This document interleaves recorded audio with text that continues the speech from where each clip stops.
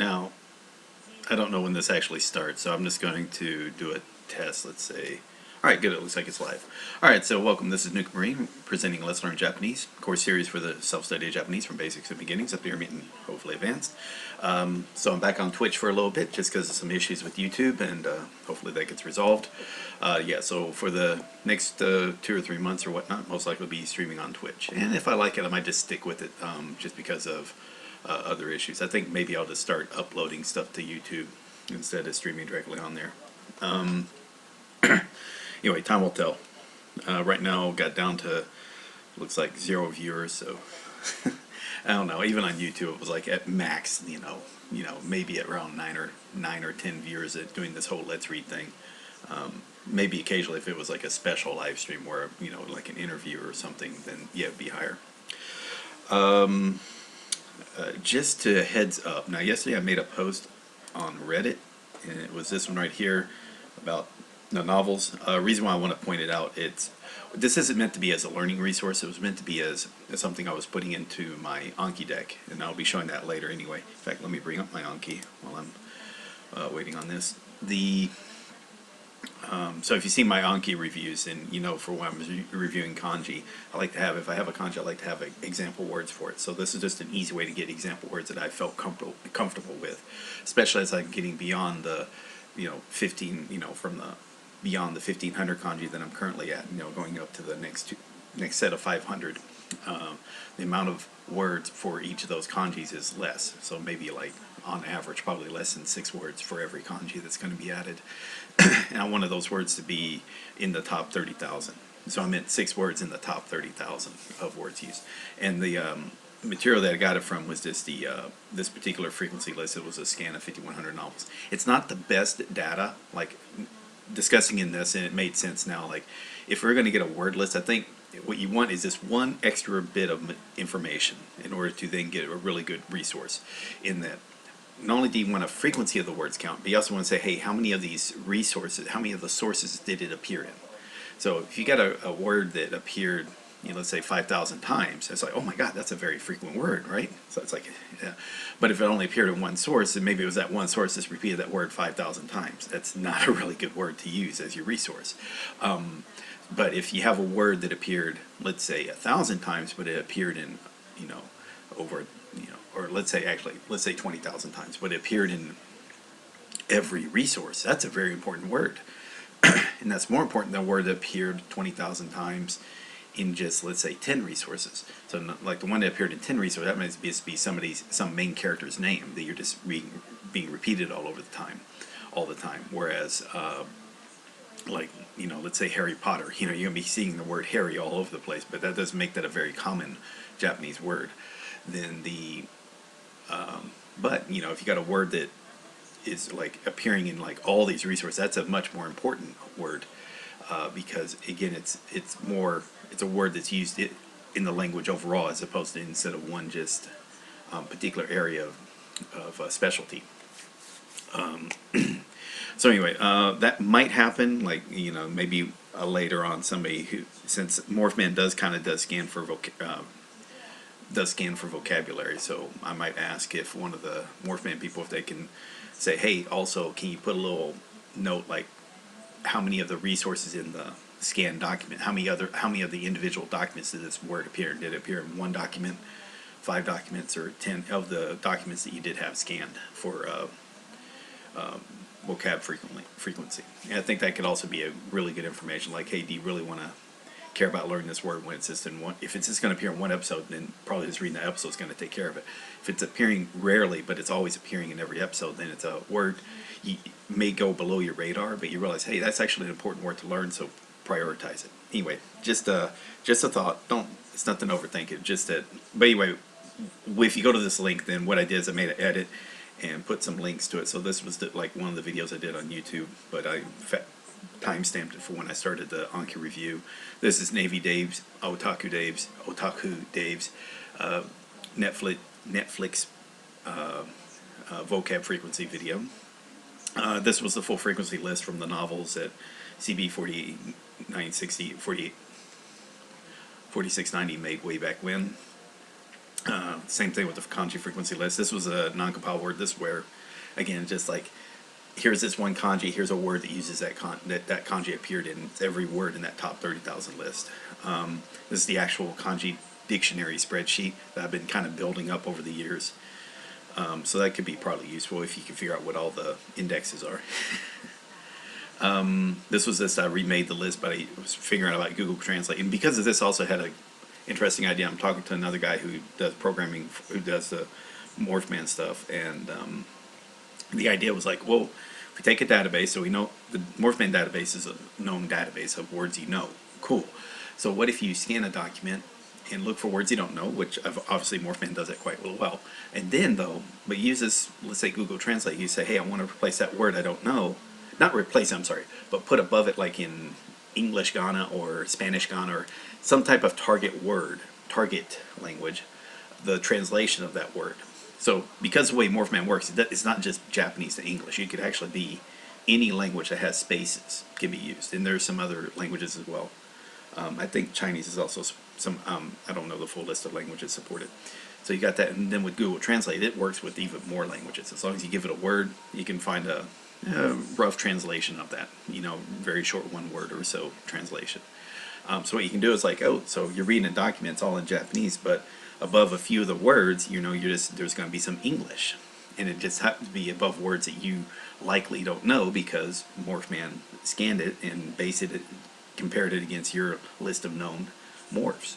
Anyway, this sounded like a interesting idea for it that was hopefully I'll be able to try out. And that means that you have a custom, I mean, any Japanese can be customized to your level. So it just, hey, above the words are words that is a translation, and then but the rest of it should be Japanese you understand. So you just read along. It's like, oh, what's that? Oh, alchemy, cool. Keep going. Yeah, you can just go with that, and they can work with, you know, like if you're going from Spanish to French, or from Russian to English, or from English to Chinese. You know, again, it just, as long as you can, Morphman can create morphs from it, and then from those morphs, throw that into Google, the Google Translate function for each individual word. You've got yourself, and then all you do is recreate that document using in a way to where it can display furigana. You're done. Cool. All right, enough of that. Let's get started. But anyway, those are the links to it if you're interested. Okay, yeah, for those links. Let me close this out. All right, let's get to it. So same as before, I'm just going to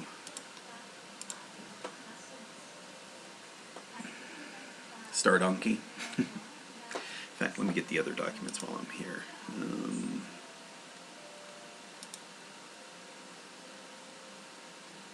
Let's see. Where's my kanji stuff? There we are.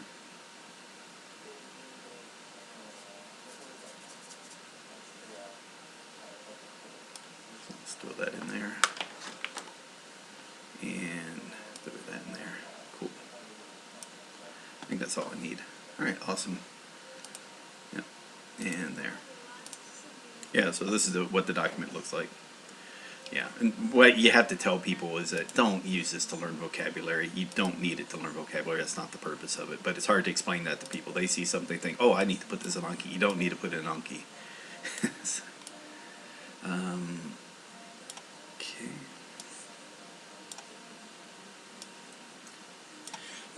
All right, let's get started.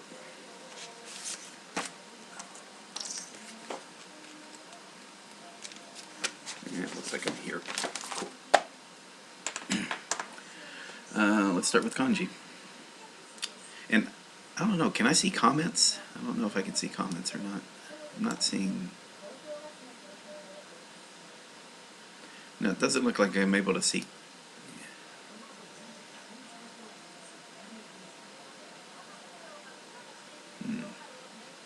I have to try to refigure out Twitch, so I don't know if I'm missing comments or not. I know I am missing comments, so maybe I got to add it as a...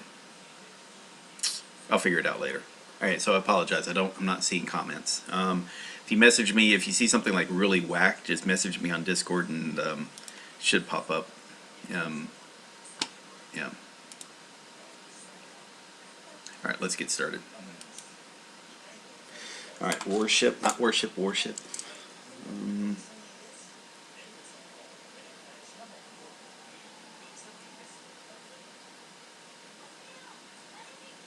It helps if I. Okay.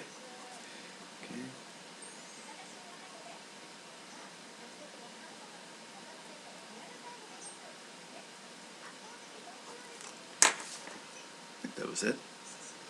I probably wrote it wrong. Yeah, alright, so that was right. And let's see, it's out Sensui-kan and Gun-kan.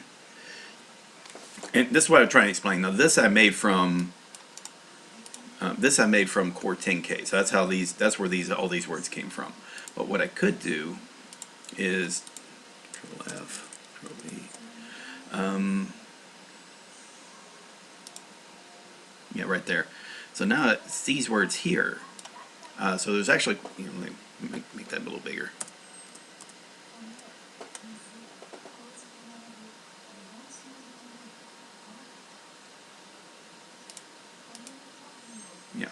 Yeah, so right there. So you gotta, it's got a couple of words that were already shown, but there may be some others. And again, these are in the top 30,000, so they're not too bad to know. Anyway, that's just explaining it. I'm not gonna worry about. I'm not gonna be editing the Anki deck right about now. But in fact, let me put that back.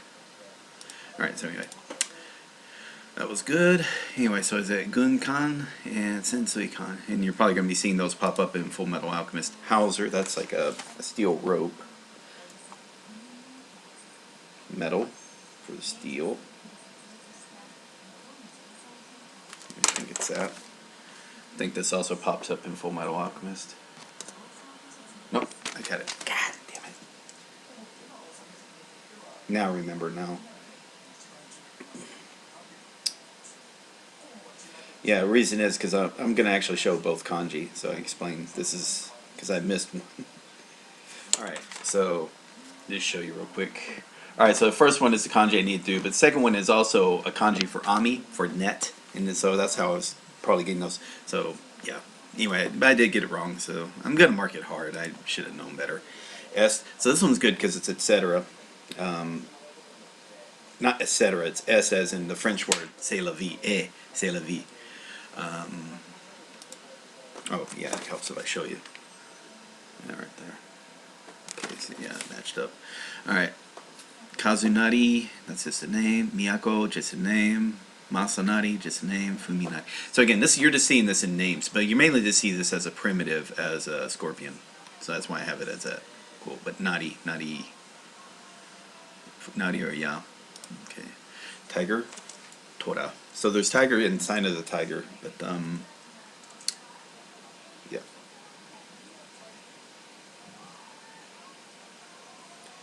There's the 7 and legs.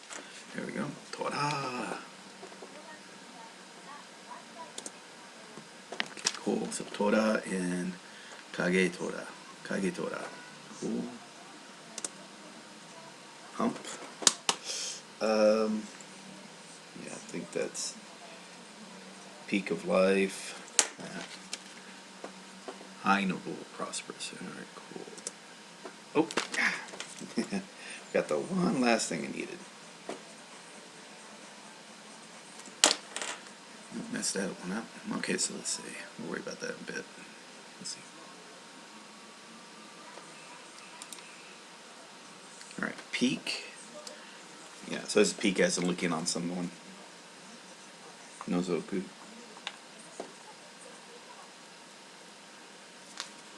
Okay.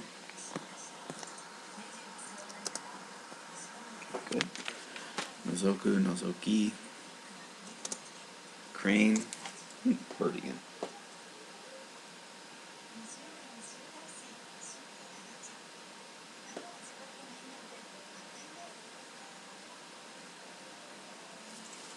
Really ugly.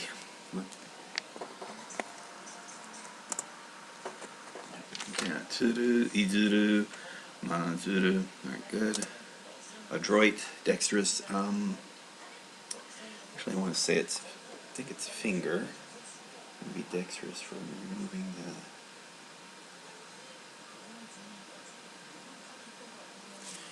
Okay. Cool. Okay, I think it's this one here.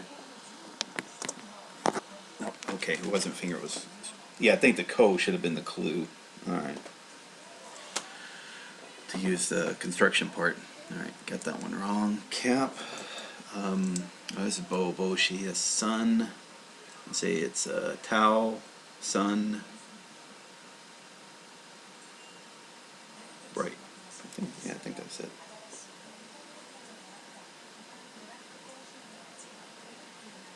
I think it's that. Probably got it wrong. Haven't wrote boshi in a while. Okay, yeah, it's not bright, it's eyes. Keep the sun out of your eyes. God damn it, I should have remembered that.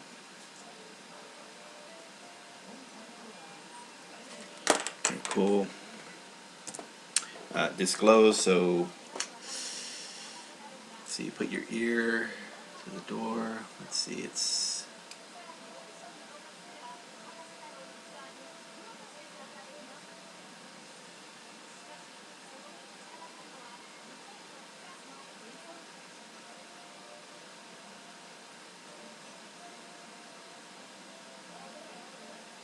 yeah.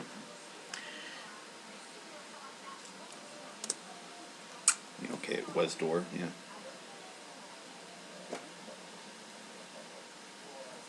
Cool. Okay, messed that one up. Alright, hump again.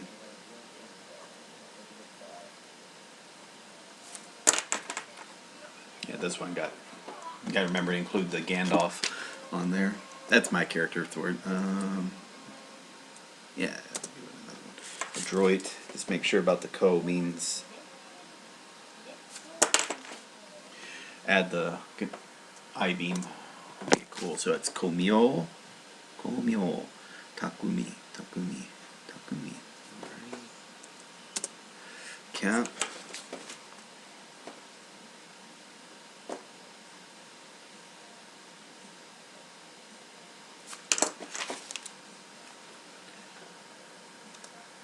Okay, good. You can see it in boshi. Actually, let me see something real quick. Is this in other words?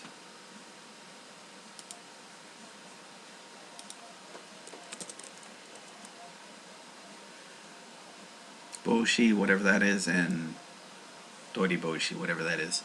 Alright. Well, this is text, so all I have to do is turn this on. Alright. So that's bo, as in hat or cap, and this Tori Boshi. That's, stop that. Asiatic headgear for a court noble. Okay. Probably a very rare word. Yeah, it's a super rare. Look at that, 75,000. Huh. Alright. Cool. Cool.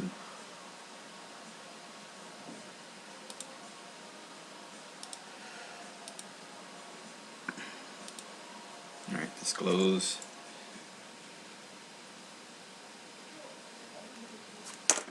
Yeah, my bad handwriting.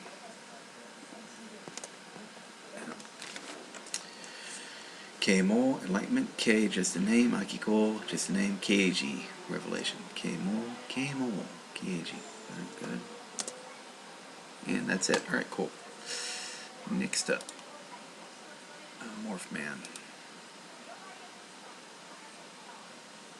Yeah, I really got to figure out how to get the comments. Maybe I'm missing something. Alright, so, tell you what.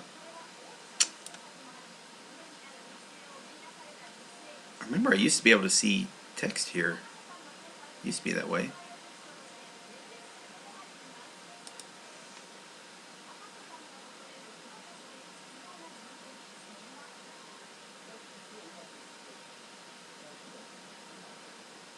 There's activity feed.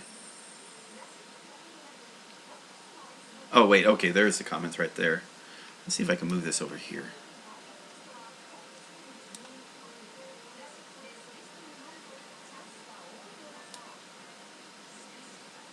Oh, there we go. Alright, that works. Let's put it right there on the side. And quick actions, we'll put over here.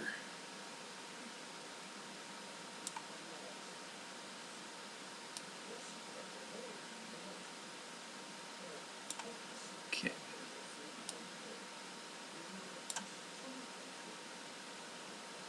Okay, cool. And alright, let's see if that works. Alright, cool. Good. Alright, now I can see your comments. Boshi is kind of like, yeah, Kiken. No, it is. I mean, that was part of the kanji. Yeah. But I just think it's easier with the story, just thinking like the cloth or the towel that you used to put the sun out of your eyes, instead of thinking like Boken as an adventure.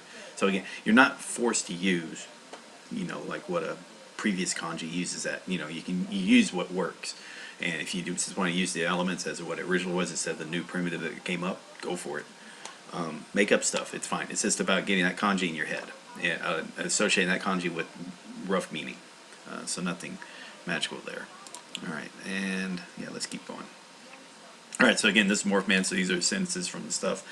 I want to say this is Kezuru. Kezuru. Kezutte.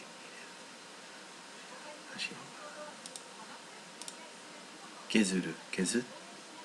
Kezutte. Kezutte ireru. Kezutte ireru. Renkin. Renkin no moho. Alchemy, yeah. Renkin. Okay, good. Considering what I'm doing a let's read on, that's okay. Renkin no. Okay, good. Shisetsu.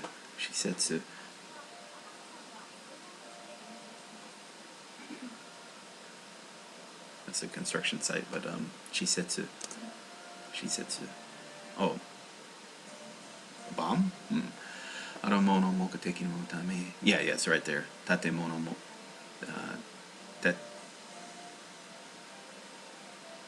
Tateko. Kokumono?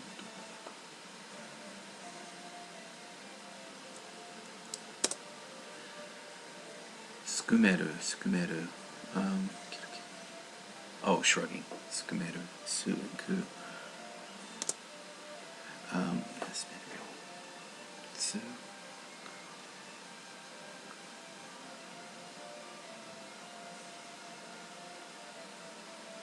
Yeah.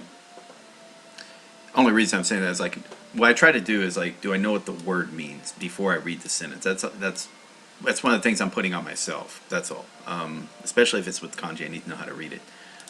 In this case, I wouldn't quite figure out what Sukumeru was until I read the sentence, and it's like, okay. So I'm trying to think of a way to get it more into my head about that, because I'm not missing it. I'm just marking it hard. Keto, it's a dual. Keto nanka. Keto. Skusu, wear out.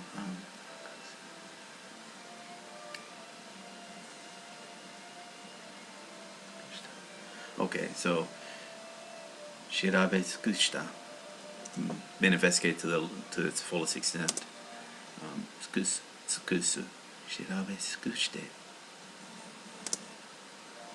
Hotarakasu. Hotarakishite.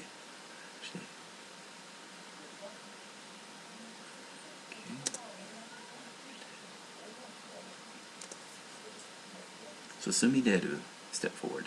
These guys, susumidette. Susumideru. Zujo, from above head, from up above. Zujo kara. Zujo kara. Taeru, withstand. Taeyoto.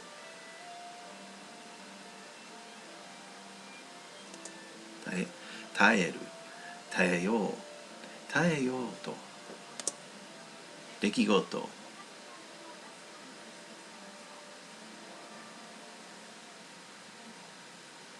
Event.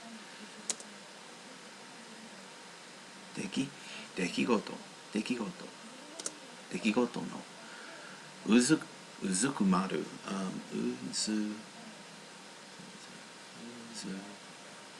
く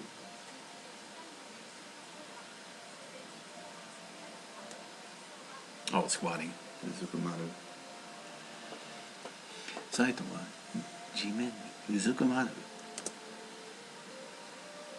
うん。あ、う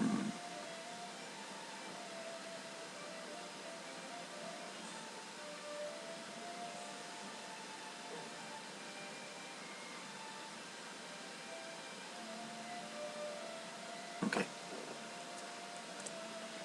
そそる。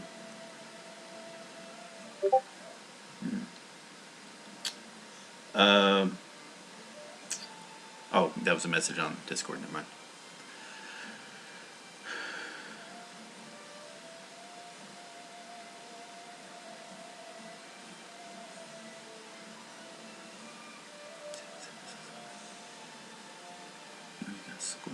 Oh, that's not reacting. So she's not reacting to it. So sodu.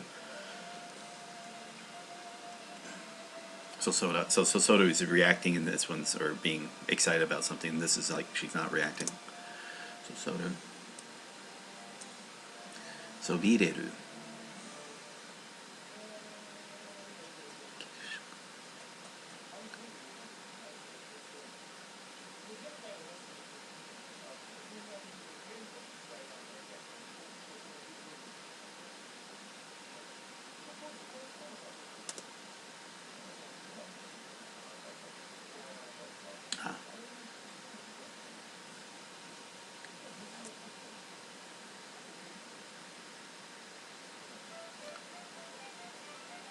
So 脅す、脅す、脅す、脅されて、脅されたって、たって、脅されたって、部門、category。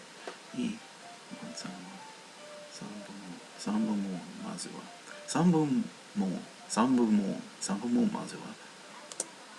三部門、まずは。三部門、ごちゃごちゃ。annoying。ごちゃごちゃ。ごちゃごちゃがせんだ。たぶらかす。jealousy. No, yeah. No, cheating on someone. Deceiver, cheating. 信じられ。たぶらかすなんて。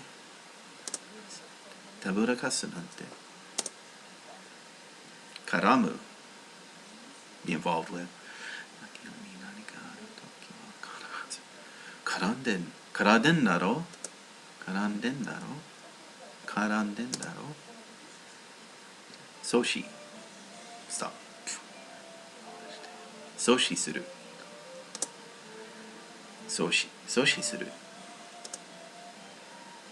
冷やかす。It's like a teasing, right? Yeah, teasing. 冷やかした。冷やかす。冷やかして。心情。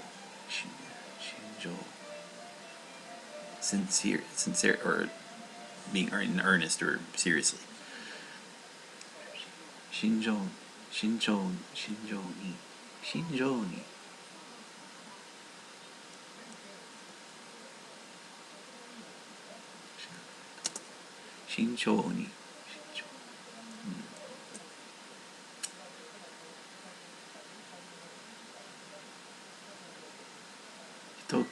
一組。together。一組しかですか？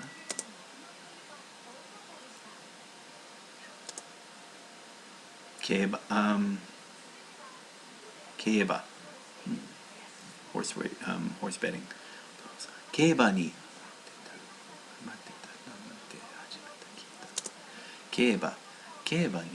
競馬にハマってた。競馬にハマってたんだなんて。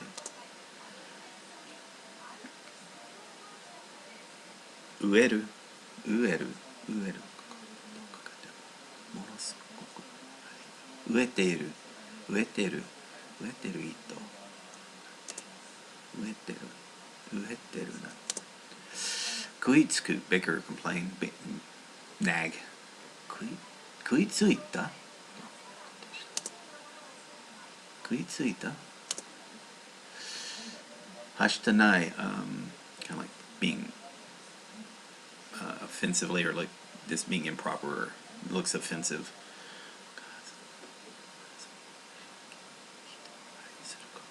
Hashitanai no? Hashitanai to?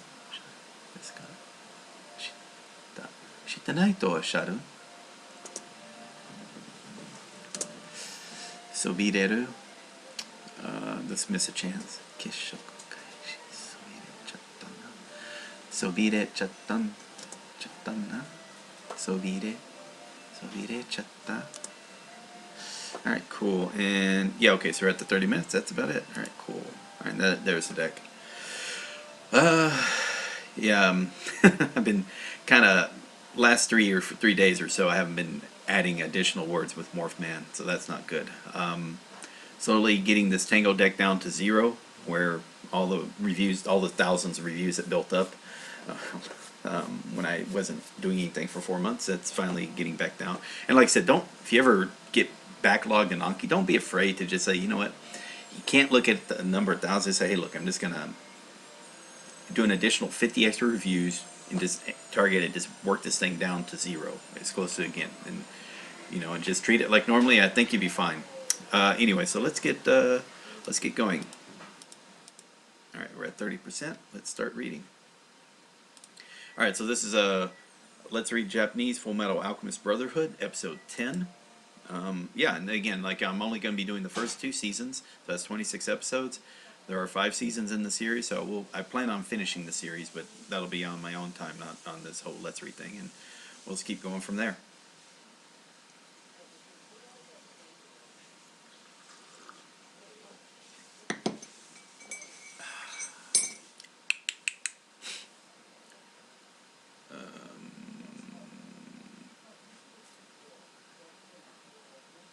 Make sure.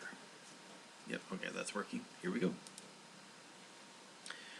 How's your yoga going? Oh, she's got her earphones in. Okay.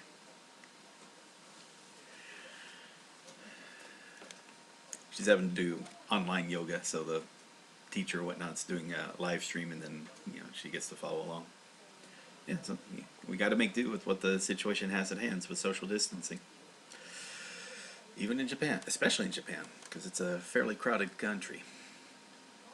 You know, it's like, what is it, 70% mountains and 30% people.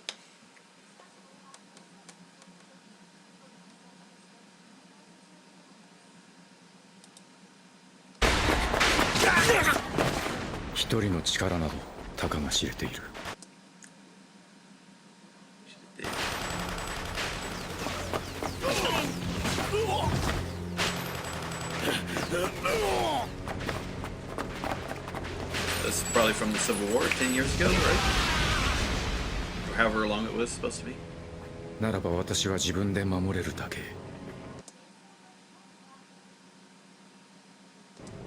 ほんのわずかでいい。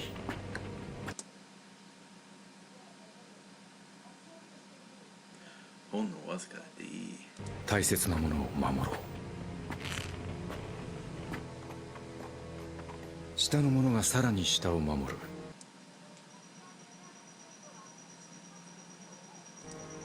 小さな人間なりにそのくらいはできるはずだ。ネズミ山かよ。ネズミか。うん。うん。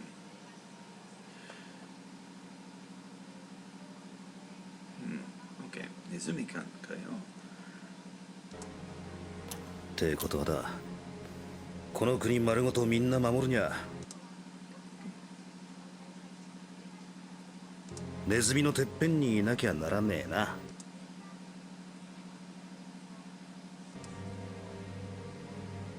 あそこはさぞかし気分がいいだろうな、ヒュー。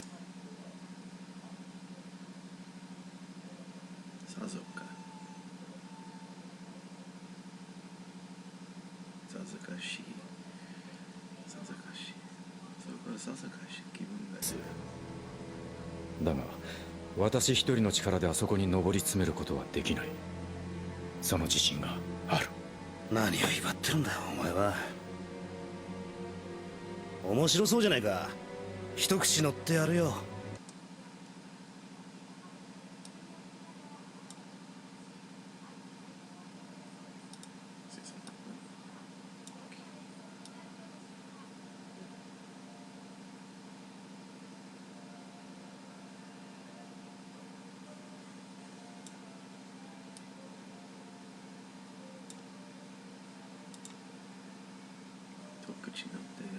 お前の青臭い理想が。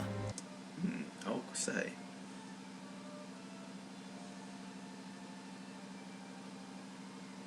Fresh grass. Green. この国をどう変えるか見てみたい。King Bradley.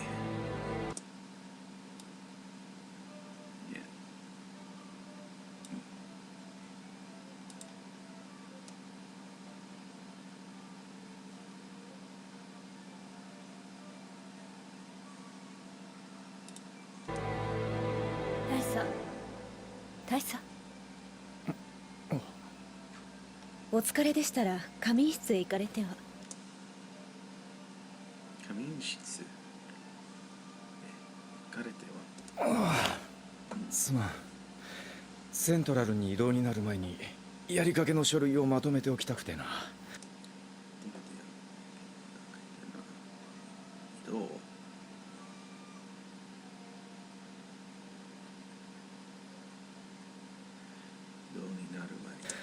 このところあまり寝ていない。何か夢を見ておられたようですが。おられたよ。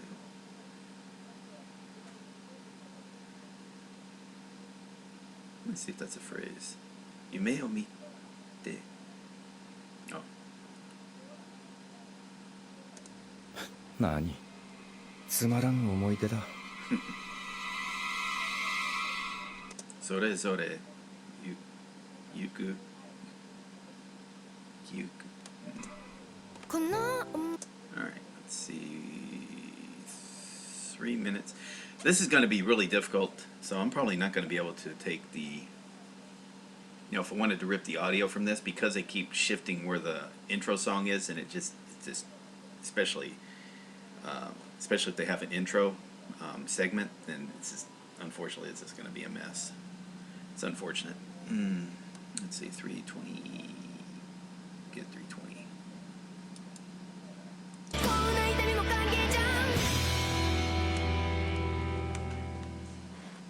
320. で、こいつに蹴られた後はもう覚えてない。魂のみの守護者。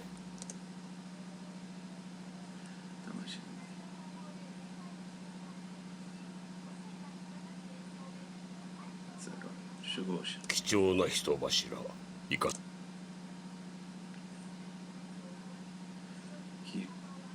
されている。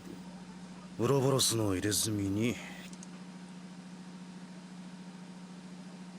ウロボス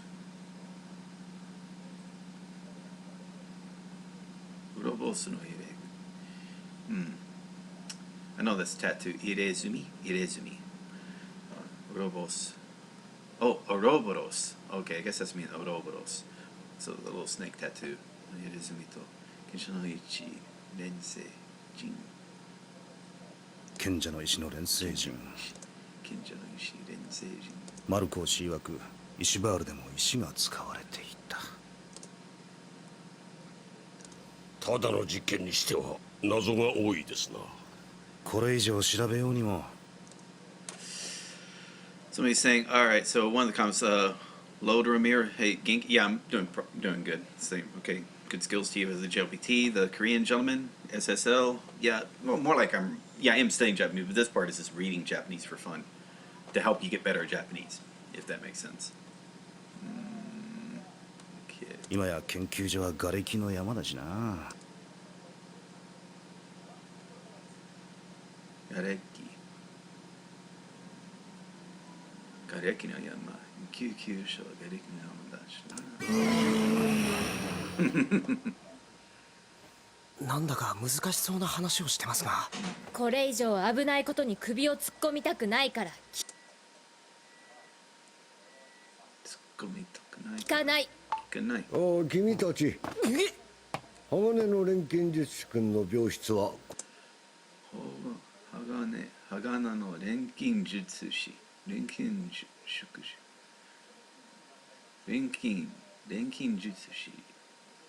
ここかね。It's King Bradley. はい、ここで。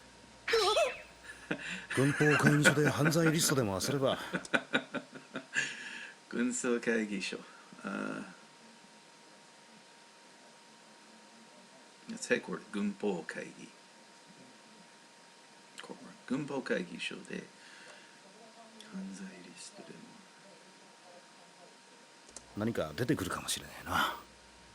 我が輩はマルコー氏の下で石の研究に携わっていた者たちを。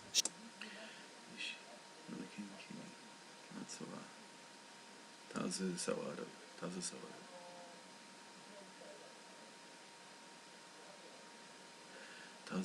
われていた者たちを調べてみましょう。Yeah, so to the SSL, yeah, I live in Japan. I'm also studying Japanese. Let's see. 日本語は読めるんですか? Yeah, I'm able to read Japanese. Not great, but okay. 失礼するよ。失礼するよ。キングブレッドレイ大将と。ああ、静かに。そのままでよろしい。クッカ、なぜこのようなところに。なぜって。お見舞い。メロンは嫌いかね。ああ、どうも。じゃなくて軍上層部をいろいろ調べているようだな。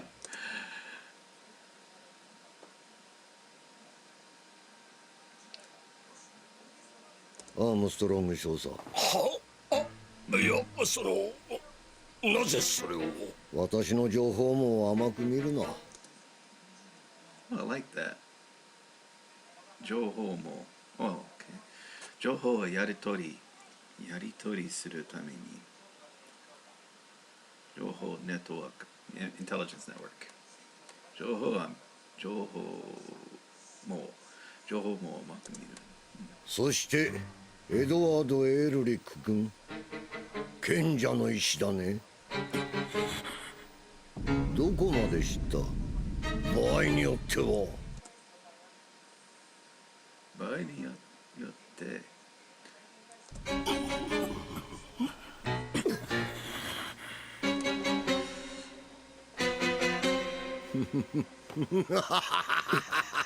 冗談だ。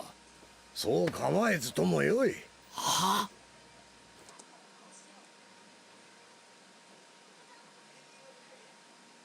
ともよい。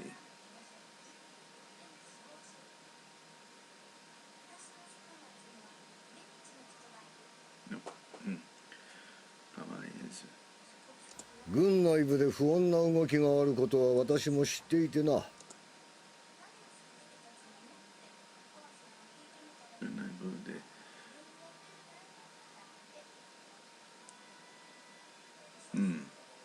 So noisy, 不穏。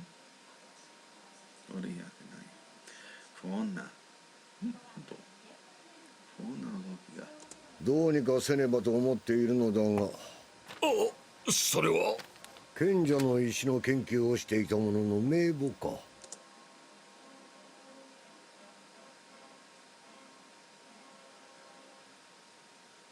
名簿か。この者たち全員行方不明になっているぞ。第五研究所が崩壊する数日前にな。No, that's destruction. 崩壊する数日前には。敵は常に我々の先を行っておる。そして私の情報網をもってしても、その大きさも目的もどこまで敵の手が入り込んでいるかもつかめていないのが現状だ。つまり探りを入れるのはかなり危険であると。ヒューズ中佐、アームストロング少佐、エルリック兄弟、君たちは信用に足る人物だと判断した。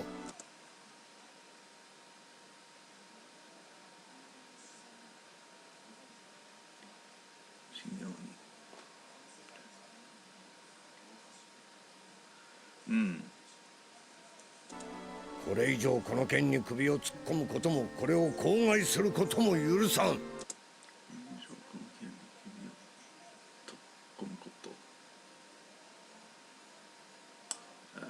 That means get involved. I'm assuming that means gets involved with. Yeah. 組を組むことも口外。これを口外することも許さん。誰が敵か味方かもわからぬこの状況で、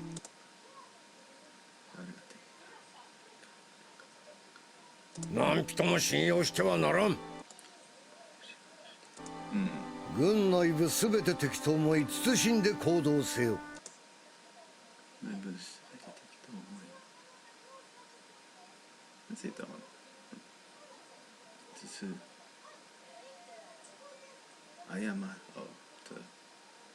過ちの。It's supposed to be Tsushi.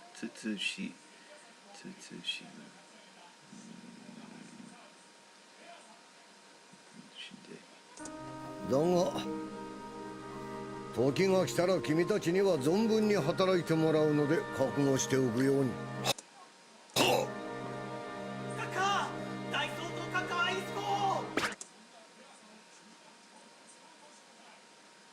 おい、いかん。うるさい部下が追ってきた。いずこ。どこ？いずこどこ？仕事をこっそり抜け出してきたのでな。ではさらば。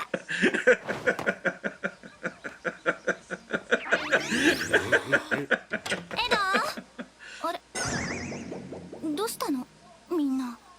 いや、嵐が通り過ぎた。頼まれてた切符買ってきたよ。明日のお昼の記者でよかったんだよね。ああ、サンキュー。なんだ、世話しないな。世話しない。あ、世話しないんだ。怪我も治りきってなかろうに。いつまでもこんな消毒液臭いところにこもってられっか。消毒液臭い。消毒液臭いところ。こんな消毒液臭いところに。今度はどこへ行くんだ？ダブリス？あダブリス。あ、あるとも話し合って。ダブリス。先生のところへ行こうってことになってさ。師匠のところへ。やっぱ怖いよ、兄さん。僕たちきっと殺されるよ。耐えろ、弟。俺だって怖いんだ。あんたたちの先生って。ダブリスとはまた随分と遠い。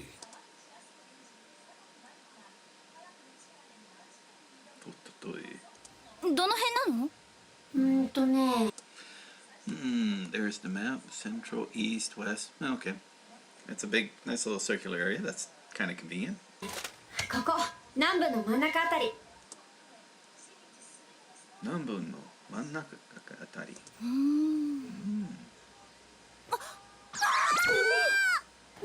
なんだ。ここよ、ここ。ダブリスの手前。オートメイルの聖地、ラッシュバレー。オートメール。機械図。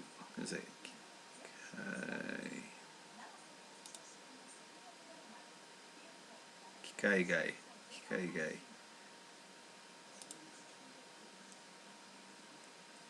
I know that's Holy Land, so it's Seichi? Seichi. オートメールの聖地。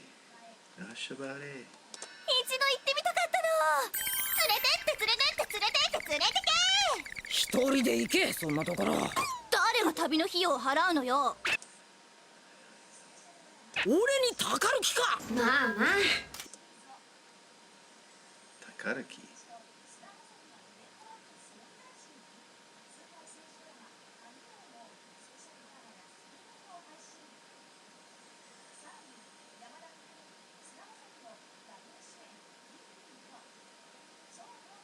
俺に宝きか。いいんじゃない、ついでだし。しょうがねえな。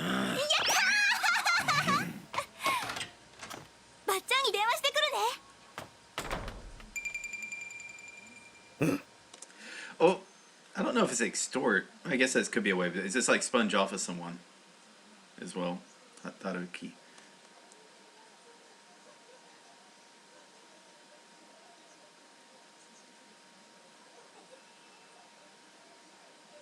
Takaruki. ありゃいい嫁さんになるぞ。俺に言うな。まあうちの嫁さんほどじゃないけどな。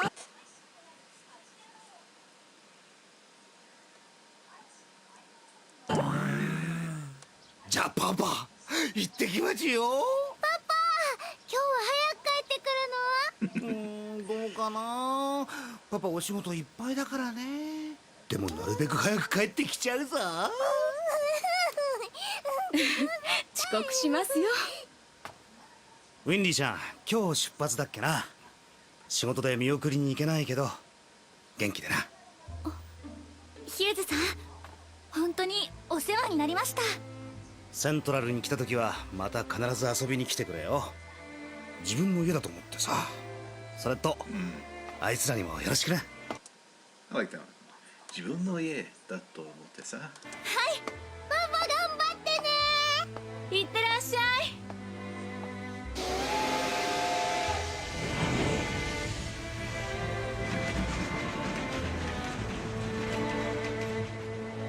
なんで急に先生のところへ行こうなんて思ったの？理由は2つ。最近どうにも負けっぱなしでよ。ど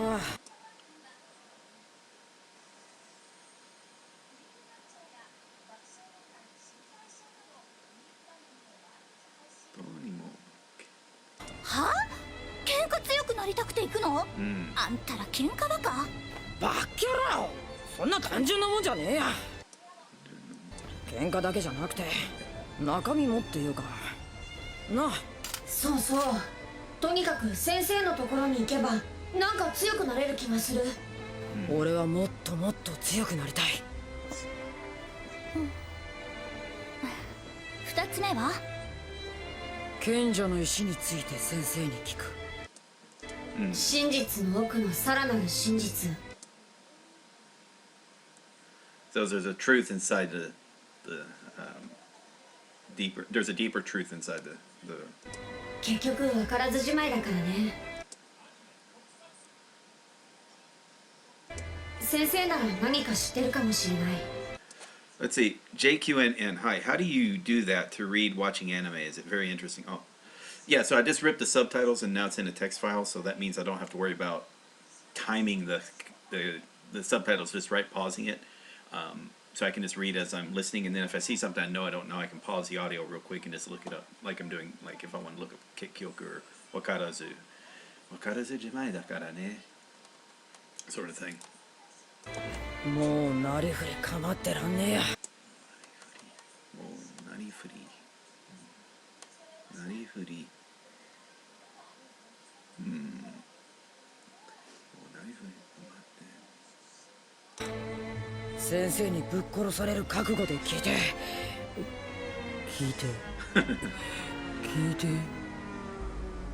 短い人生だったな。せめて彼女だけでも作っておきたかったよ。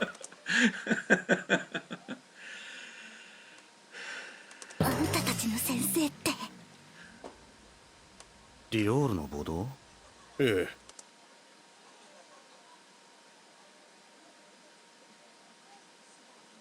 暴動？リオールの暴動？レト教とかいう新興宗教が。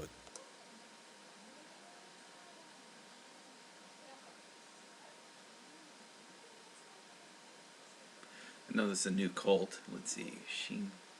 新興宗教新興宗教新興宗教の住民を騙したってやつ。住民を騙してたやつ。やっと収まったらしいですよ。おお、イシュバールやら暴動やら東部も大変だな。東部だけでなく北も西も暴動だ、国境線だと。国境線 all around war. It should be like a skirmish, like the edge borders of the country. Let's see. Let's see. Kokato no Sakai. Ginkai Sen. Yeah, the limits of the country. Yeah, frontier. あっちもこっちも死体の山か。そのうち国家転覆するんじゃ。転覆。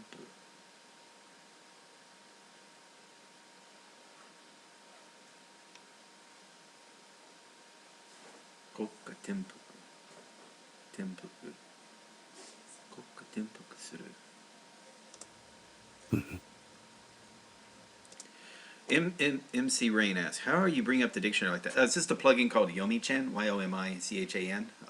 Do a search for Mass Immersion Approach, MIA, and Yomi-chan. You'll see a video where the gentleman, he links to how to get this to working on your browser. おう、中佐、どちらへ？書庫へ行ってくる。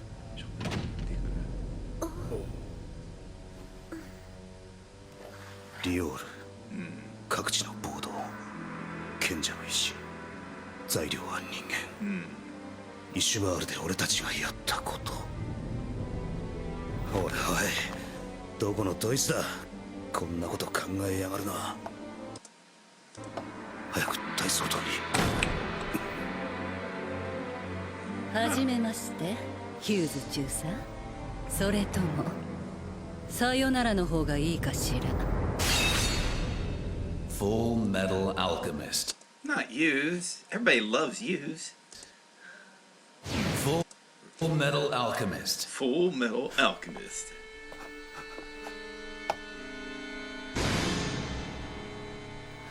イカス入れ墨してるな。イ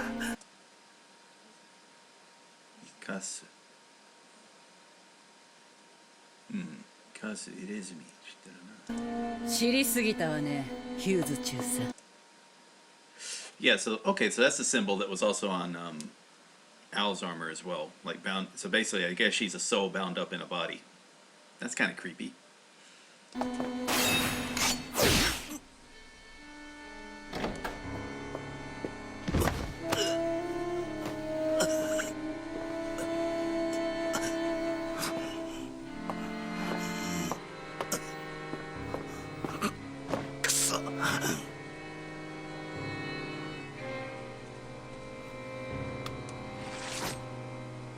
Kuso, こっちのセリフだ。あら、ヒューズ中佐。また家庭自慢の電話で。中佐、違う。なんでもね。電話借りるぞ。大総統府に。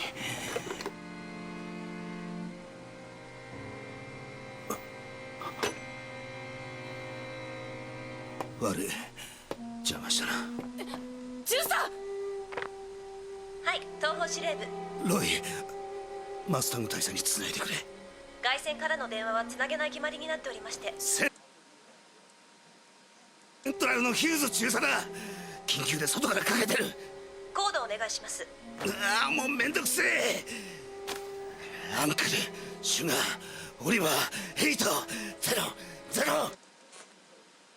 Uncle Sugar. Uncle Sugar? Oliver. Okay. Uncle. Ankle? Anchor. Or uncle. Okay. Uncle. Or maybe anchor. That looks like sugar. Anchor, sugar, Oliver. Anchor, sugar. AUS 800. Okay, AUS 800. Sure, I'll go with that. コード確認しました。しばらくお待ちください。Yeah, no, like that. So I'm just trying to make sure, like, because like I would say like uniform Victor November, but we wouldn't say sugar. We'd say Sierra. We say uniform Sev-Uncle, like Alpha Bravo, Charlie Delta Echo Foxtrot Golf Hotel India, Juliet Kilo Lima, Mike November Oscar Papa Quebec, Romeo Sierra Tango Uniform Victor Whiskey X-Ray, Yankee Zulu. Just because I was a radio in the Marine Corps, I was a radio man, so that's why I memorized the phonetic alphabet like that. グリがやべえ。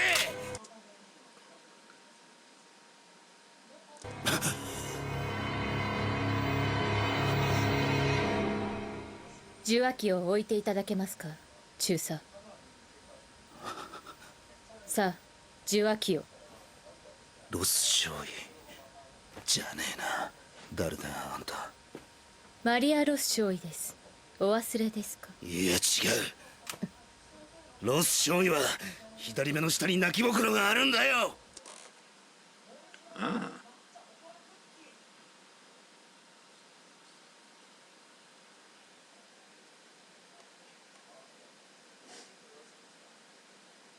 So I think that's a teardrop or tear mark.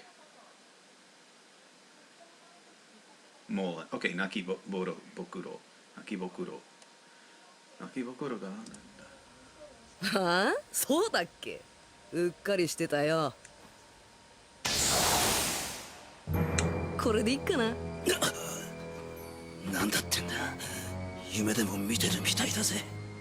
頭の回転が速いばっかりに飛んだ。頭の回転が。I know your thoughts going around in a circle, right? Quick with it. Oh, quick with it. 頭の回転が速いばっかり。大なんだったね。ヒューズ中さ。おいおい、勘弁してくれ。勘弁してくれ。上で女房子供が待ってるんだ。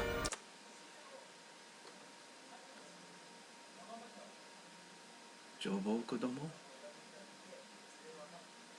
女房。妻。家で女房子供が出るんだ。ここで死ぬわけにはいかねえんだよ。いい演出だろう。くそったね。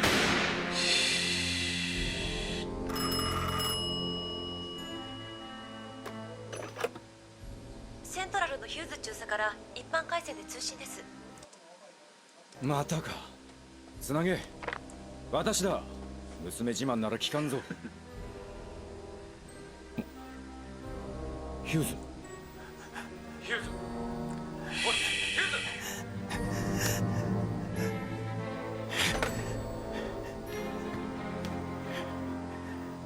人間って本当愚かだよね。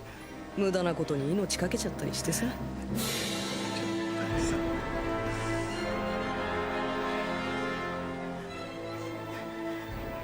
リシア、グレイシア、ごめんな。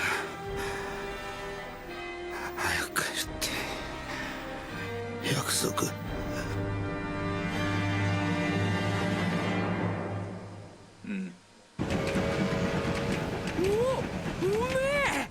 このアップルパイ最高。グレイシアさんってすっごく料理上手なんだよ。知ってるよ。前に作ってもらったキッシュもすっげえうまかった。へへ、体を取り戻したら食べたいものリストにちゃんと入ってるもんね。作り方教えてもらったから、アルの体が戻ったら焼いてあげるね。ヒューズさんもグレイシアさんもすごくいい人だった。ヒューズ中佐って親バカで世話焼きでうっとうしいんだよな。うっとうしいだな。Make sure。うっとうしいんだよな。いつも病室に兄さんをからかいに来てたよね。からかいに。からかい。からかうのはからかいに。ほんとね。仕事が忙しいって言いながらしょっちゅう見舞いに来やがんの。しょっちゅう見舞いに。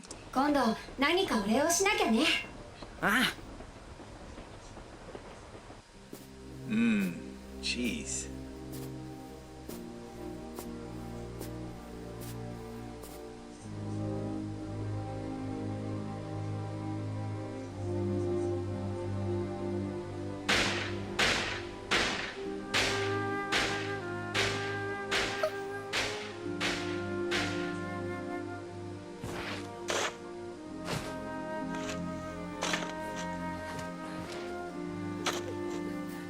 ママ、どうしてパパ埋められちゃうの？エリシア、そんなことしたらパパお仕事できなくなっちゃうよ。エリシパパお仕事いっぱいあるって言ってたもん。やだよ、埋めないでよパパ。殉職で2階級特進ヒューズ准将。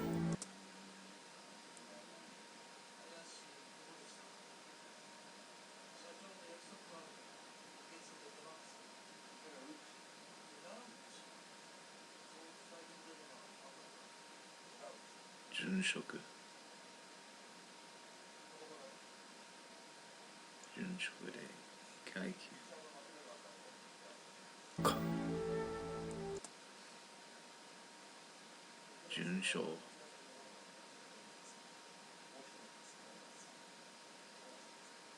ユーズ殉将か。私の下について助力すると言っていたやつが上に行ってどうする。バカ者が。大佐、錬金術師というのは嫌な生き物だな。注意。今頭の中で人体錬成の理論を必死になって組み立てている自分がいる。あの子らが母親を錬成しようとした気持ちが今ならわかる気がする。大丈夫ですか？大丈夫だ。いかん、雨が降ってきたな。いいえ、雨なんて。いや、雨だよ。そうですね。戻りましょう。ここは冷えます。書庫へ行くと出て行きましてね。それが中佐を見た最後でした。Yeah, that's a heavy scene. I like it. You know, I think they actually made it sadder than the first series did. Like, I remember the first series that was a sad scene, but I thought it happened later, not like this early, but yeah, maybe it's just that, again, I binged the whole series back then, so, but yeah, I remember this was just a heavy scene, because it's like you've had people, pass away, but that was like, again, this was not a bad person. He wasn't really, again, he had a loving wife and family. There wasn't anything unlikable about him other than he liked to talk about his family a lot. And that's not really unlikable. That's just kind of annoying. Yeah, that was really good on how they did that. And you'll see that meme pop up about, yeah, I guess it's raining, when they show the scene of Roy Mustang crying. So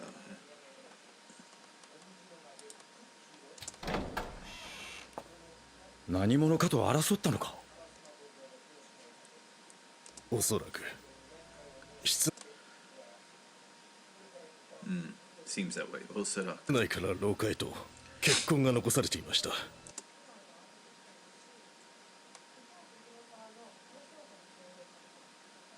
結婚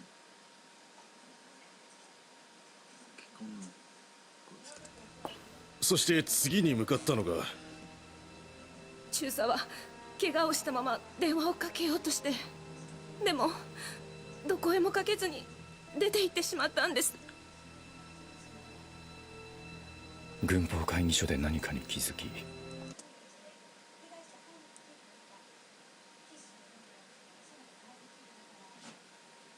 社内で通信できたもの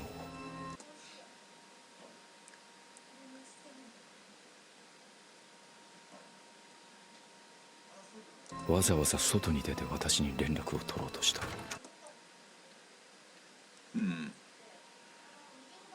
Why did he have to make the call outside of the office? 東方司令部の電話交換手は東方司令部の電話交換手は軍がヤバいというヒューズの言葉を聞いている。なんだあいつは何を伝えようとした。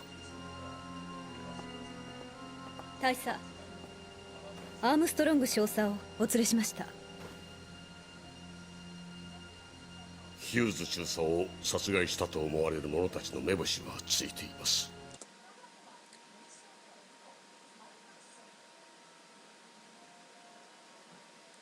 目星はついています。ならばなぜさっさと捕らえない。目星はついておりますが、ついてある。どこの誰かもわからんのです。どういうことだ。詳しく話せ。できません。大佐である私が話せと言っているのだ。上官に逆らうというのか。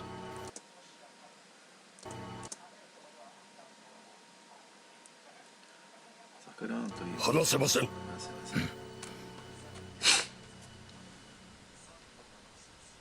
分かった。呼び出してすまなかった。もう行っていいぞ。はっ。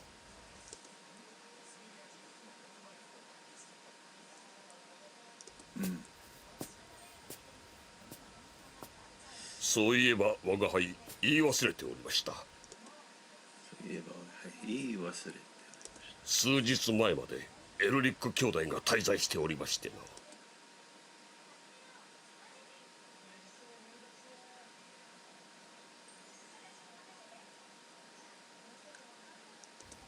エルリック兄弟が。そう、エルリック兄弟です。彼らの探し物は見つかったのかね。いいえ、何しろそれは伝説級の代物ですので。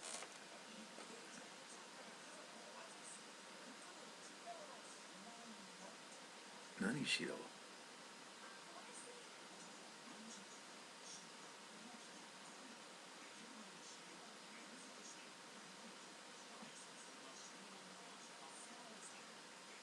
伝説級。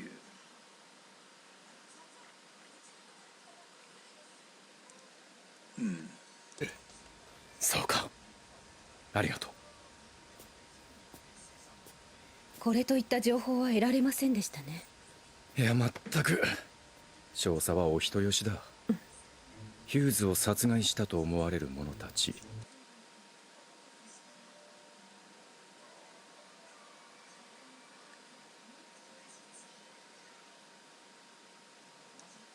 ということは相手は複数。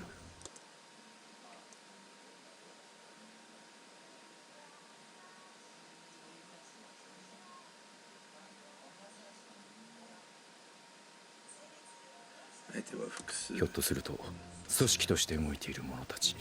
組織として大佐である私の命令であろうというわけにはいかない。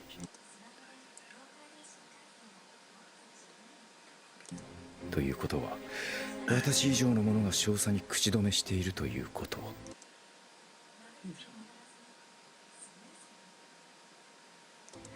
軍上層部絡みと考えていいだろ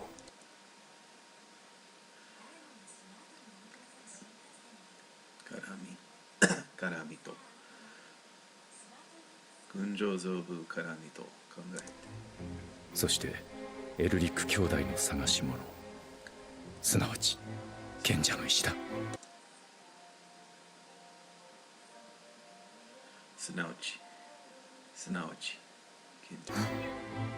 軍上層部に関わる組織と賢者の石とヒューズ中佐、一体どんなつながりが。今はまだわからん。だがセントラルに転属したら。転属。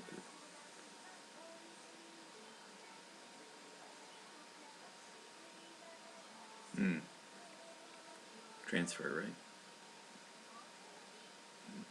運属。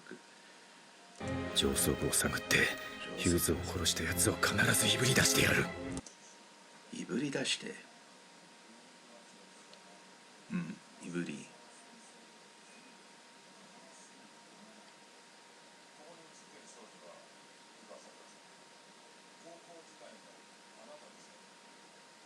あ、OK、うん、いぶり出してやる。公私混同とはあなたらしくないですね。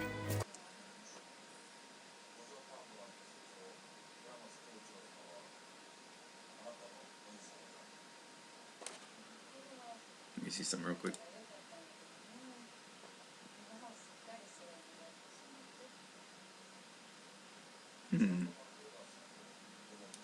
I wonder.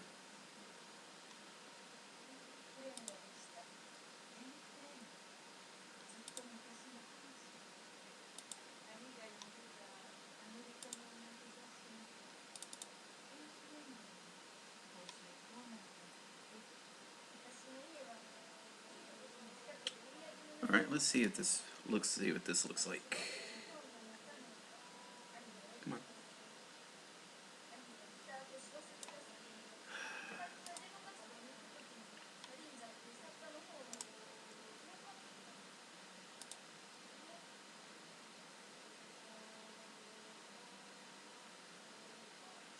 All right, let's see what we got here.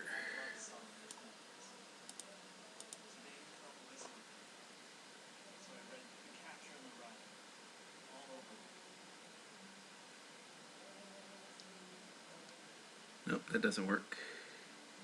Okay. Oh, sorry about that anyway.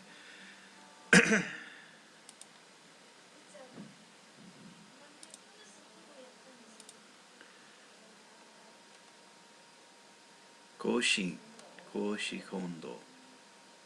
Koshi Kondo とはあなたらしくない。Koshi Kondo。功も死もあるものか。大総統の地位をもらうのもヒューズの仇を討つのも。ヒューズの仇。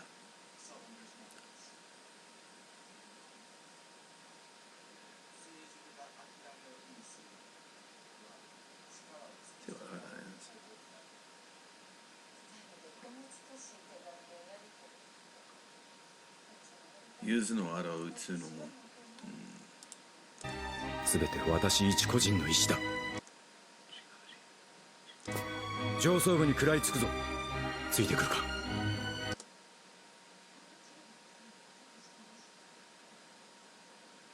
食らいつくぞ。何を今さら。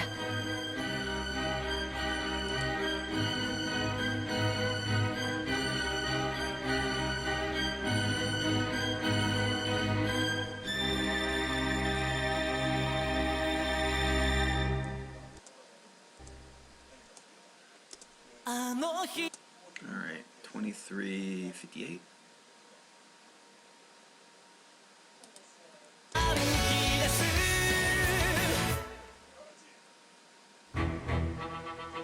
銀時計を奪った少女パニーニャを追って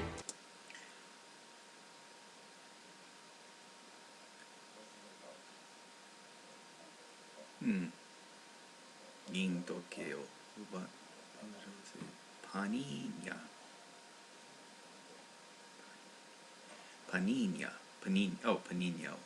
ってエドたちはラッシュバレーを走る。ラッシュバレー。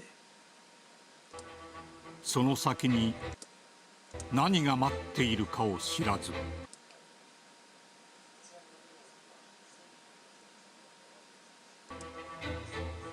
次回鋼の錬金術師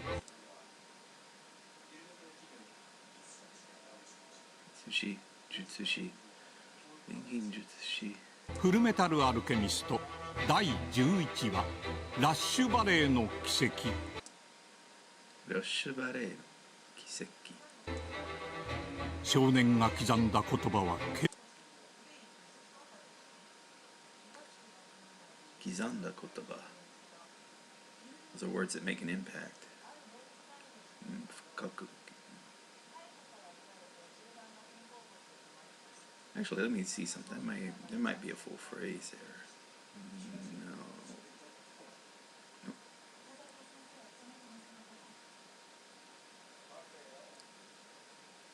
決意。ついそれとも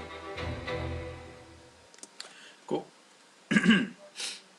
All right, so that's the first one, and let's see, what is the time right now?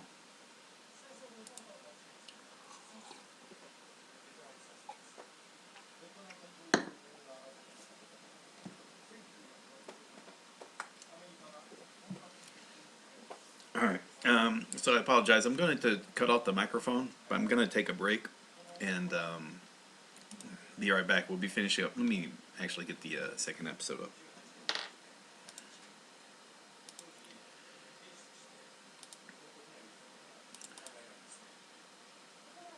Number 11. 錬金術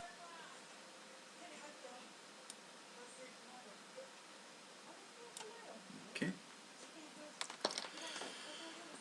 Alrighty. And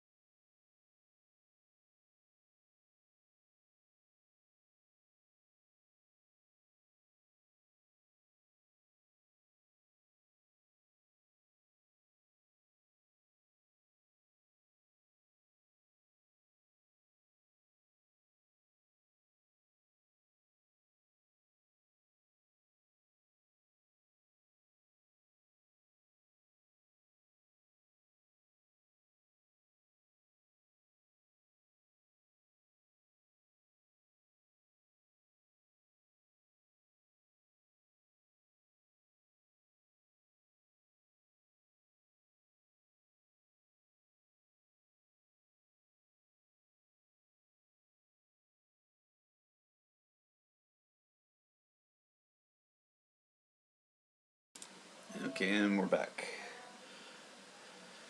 Okay, so that one, I think it was about, it's not too bad. So he's doing about a 2-to-1. So, you know, I do have pause, look up some stuff, but for the most part, I, you know, again, able to kind of go through it without having to look too much stuff up. Might have to pause, kind of like reread something to make sure I'm getting what's being said. But, wait a minute, wait, that's insane. I know you from, yo, wait, well, yeah, okay.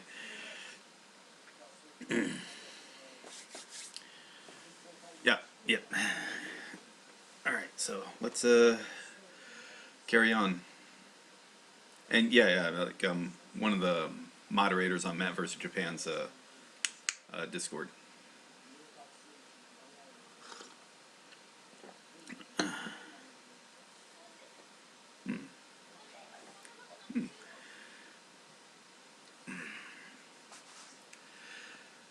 Okay, in fact, I should be having a talk with either him or Yoga today, maybe tomorrow, but it just depends on what the schedule is.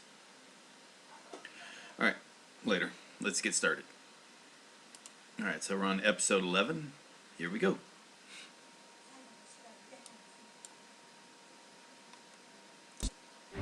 錬金術は物質を理解分解再構築する科学なり、されど万能の技にはあらず。無から有を生ずることあたわず。有を生ずることあたわず。何かを得ようと欲すれば必ず同等の対価を支払うものなり。これすなわち錬金術の基本。等価交換なり錬金術師に禁忌ありそは人体錬成なりこれ何人も犯すことなかれこの 2 minutes. Here we go.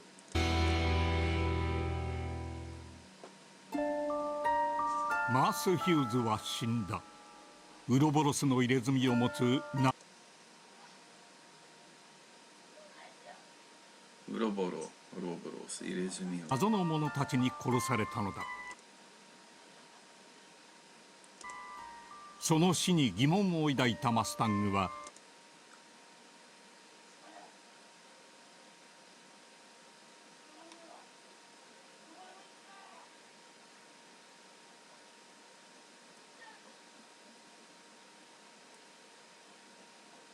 ある考え気持ちを抱いたマスタングは軍上層部の関与を知り関与を関係するこ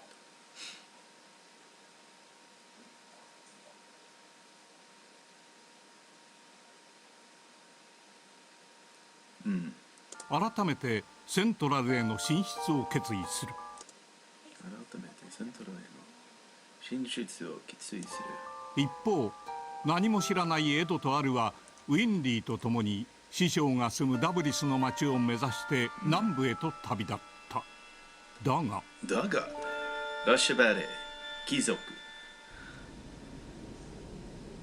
ラッシュバレーオートメールオートメール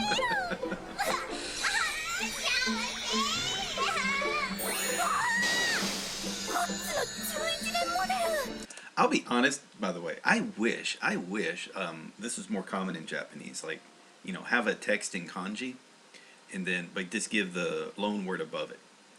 You know, because you know you see kikai guy, then you know it's like some type of mechanical armor or you know, but machine armor. But you know, if you were just hearing alto male, then if you don't know English, then that kind of just goes over your head as to what the hell they're talking about. Whereas this, it's obvious. If you know Japanese, you know what they're talking about. They do the same with if you said Harry Potter, they do that above Phoenix. They'll do Phoenix, but then it's basically like bird coming back to life. No. You don't want to do that. It's just that a Japanese person seeing this knows what this word is saying. If you told them alto veil, and they've never heard the word before, they don't know what it is. They can just look at this and guess, hey, this is some type of machinery armor. In Japanese, you know, kikai is machine, and then yoroi is armor. Yoroi, right? Yoroi, but Kikai Gai. But then they hear ultimate and it's like, okay, cool. And that's very common also in manga. You see it a lot in manga. So I just wish it became more common. If they're going to use loan words, at least kind of create a Japanese word that could express that loan word. まさかこの目で拝める日が来るなんて。この目で。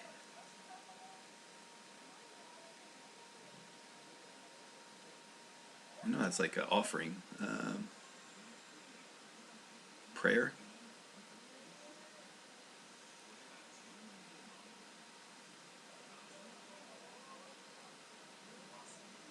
Pay respects, okay. Ogamu. Ogameru. Ogameru日が来る。さすがオートメールの聖地。すごい賑わいだね。すごいにぎわい。何が楽しくてこのクソ暑い中オートメールを拝まなきゃなんねえんだよ。オグマーナ。オグオガオガね。拝まなきゃ拝まなきゃ。年に置いてさっさとダブルス勢いよかったぜ。君ちょっといいかな。珍しい形のオートメールだね。本当だ。みんなも見てみろ。いやちょっとやめ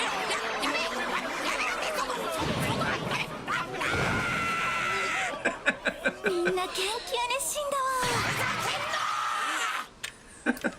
わ。たくこれだからオートメール技師ってやつ。どうしたの？ない。何が？国家錬金術師の証。銀時計がない。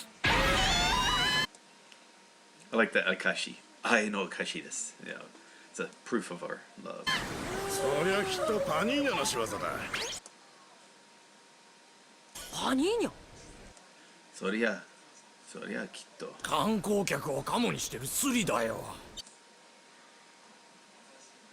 カモにしてる。カモに。Oh, so カモにしてる。スリだよ。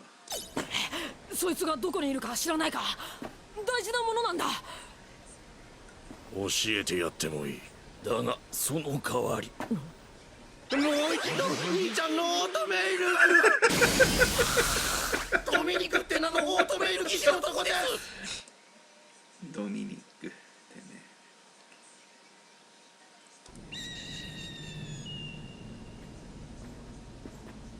良質な鉱石が取れるから。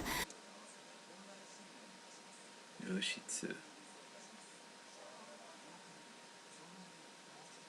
良質な鉱石。That's minerals. 鉱石。良質な鉱石が揺れるから。山奥に住んでるって言うけど、本当にこの道で合ってるんでしょうね。騙されたんじゃないの？元はといえば、お前があんな町に行きてえなんて言うからだろうが。お前があんな町に来てんなんて言うから。銀時計盗まれたのは自分の不注意でしょ。自分の不注意。That was your. Well, you didn't notice it. I wonder if that's a fat pet phrase. No, 不注意。注意を足りないこと。不注意。ちょっと二人とも。なんだよ。あの子じゃない？あ？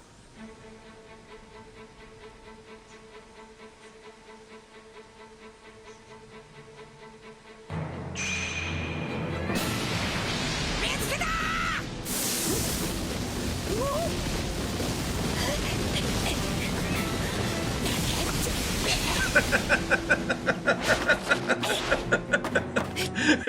It's like, I love that. It's like a scene out of Avatar: Last Airbender. I love it.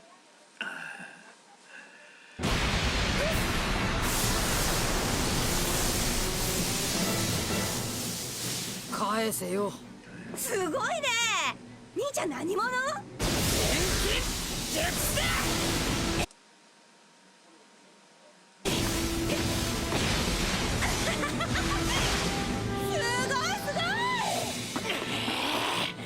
チョコマカとは Chokomaka. I have no idea what that is. Ochitsukazu. Oh, so this. Okay. Chokomaka to wa. ほらほら息が上がってるよ。上がってるよ。待ってたよ。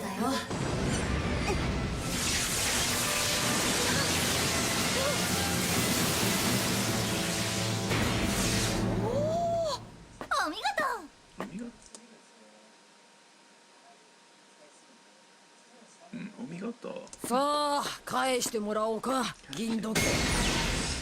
ナイス。珍しくもないでしょ。こんな街なんだし。ちなみに左足には 1.5 インチカルバリン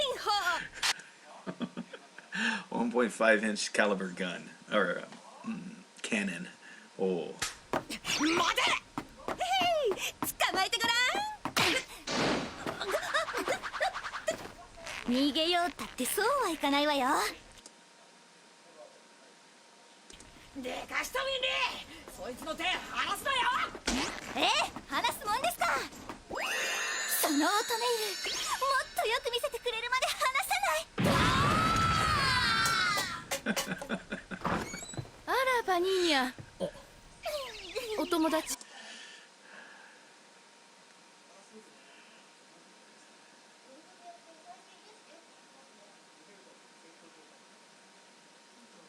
いや、それ。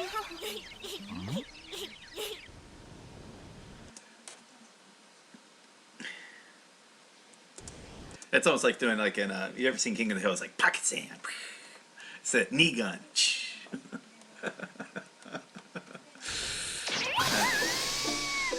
めて見るわこんなオートメイル。スペンションのコードだけど、なんといっても全体のバラ。ほどだけど。この無駄のない設定はまさに芸術よ。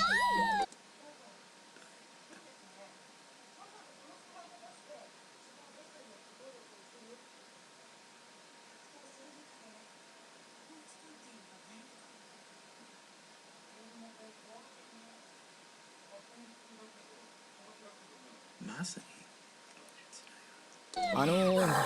俺の銀時計。無駄だよお兄さん。こんなオートメイルが作れるなんて尊敬します。いや、これを作ったのは俺じゃないよ。俺だ。は。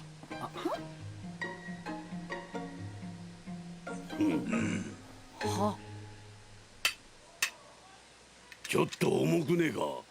ですよね。装備車に負担がかかるのはよくねえ。装備。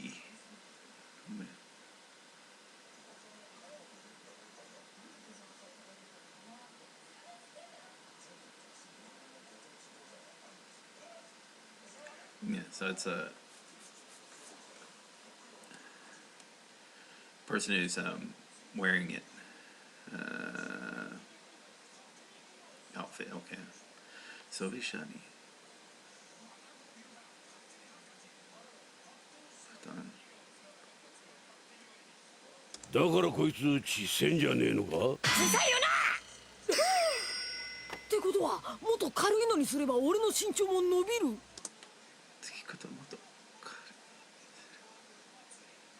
可能性はあるな。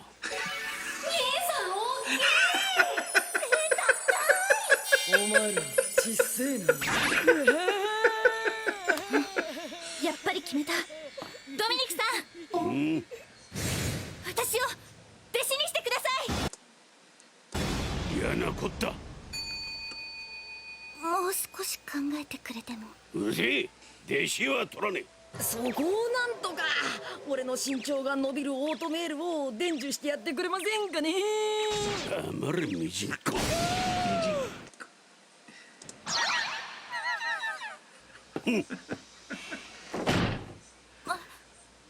ごめんね、親父頑固だからさ。頑固だからさ。ミジンコ。I know it's probably like a tiny shrimp or something. Let's see. Me, okay. Jean, that's dust. Ko, Oh, it's just like small dust. Oh, rice granules, alright. Mijinko. I wonder if it has another phrase for it. Let's see.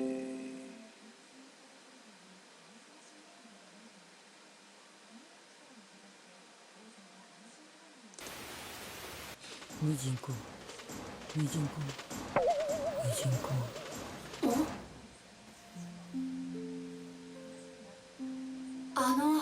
赤ちゃんですよね。そうよ。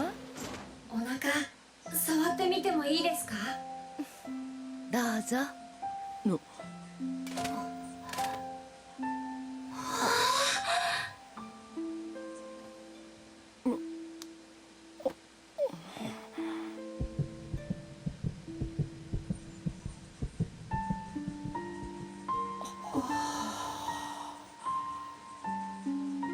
なんだか不思議だな。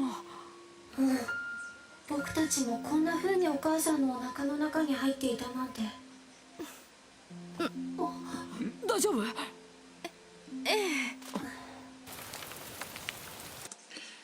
Like I said, for this show, if there's anything cute and cuddly or loving or whatnot, you know it's probably going to get destroyed soon. So enjoy it. 天気が悪いと付け根が痛むな。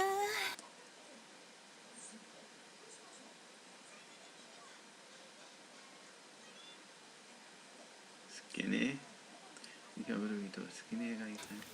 どうしてオートメールに？列車事故に巻き込まれて。I mean, I'm still annoyed at this girl. Which girl? I said, since there's like Winley, the Penia, whatever. 両親が死んじゃってね。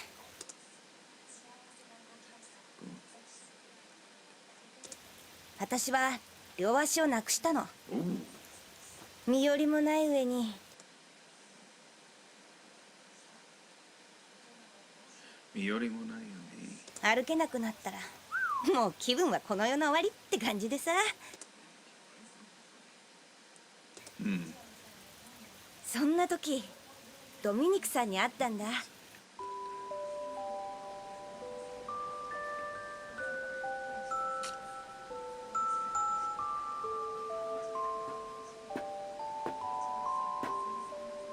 自分がこの世で一番不幸だって顔しやがって。しやがって。自分がこの世で一番不幸だって顔しやがって。てめえみてえのが一番腹立つ。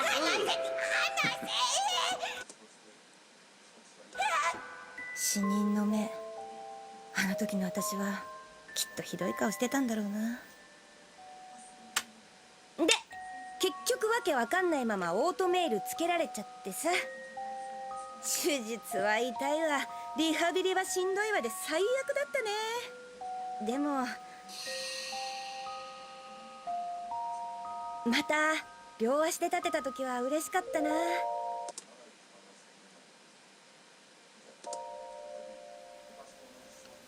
ドミニクさんにはほんと感謝してるんだ。一生かかっても必ずお礼をするつもり。一生かかっても。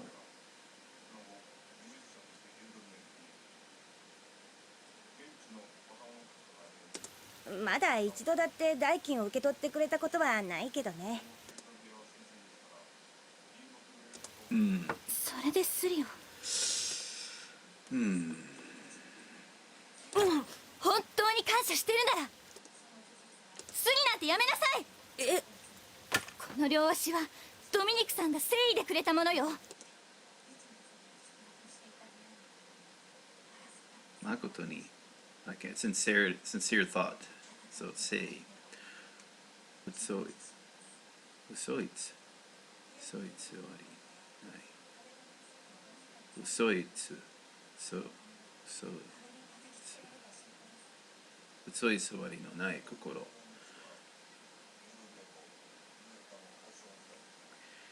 Shiyoku, so yeah, so without a thought of lie, Shiyoku without desire, like without or envy, without envy or something.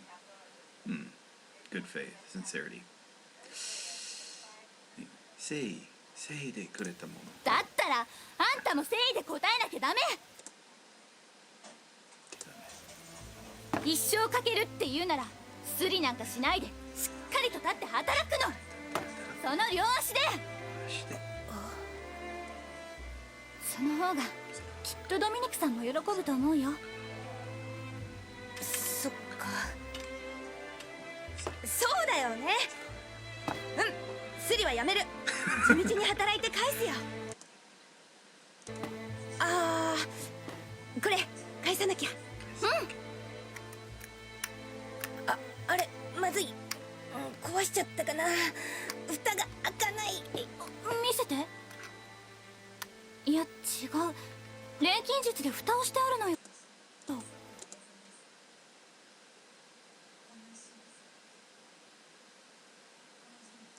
どうして？そんなの決まってるじゃない。見られたら恥ずかしいものが入ってるからよ。恥ずかしいもの。開いた。さあエドのお宝拝見。忘れるな。11年10月3日。なんだろう。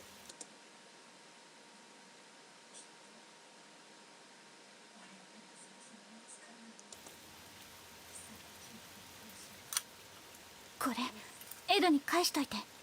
ウィンリー、もう一回、ドミニクさんに弟子入りお願いしてくる。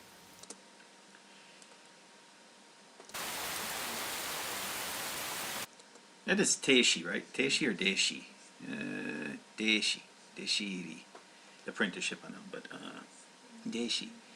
Deishiri.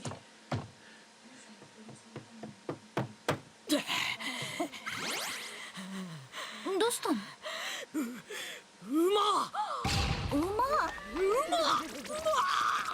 馬がどうしたのよ。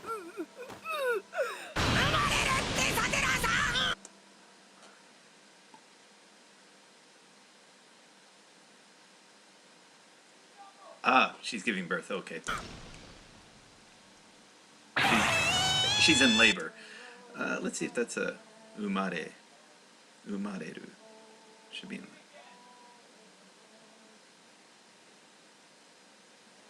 Shusan suru. Yeah, so giving birth. Umareru te. Fullmetal Alchemist. Uma? Fullmetal Dominique. Alchemist. Wait, what was that girl's name again? Sorry.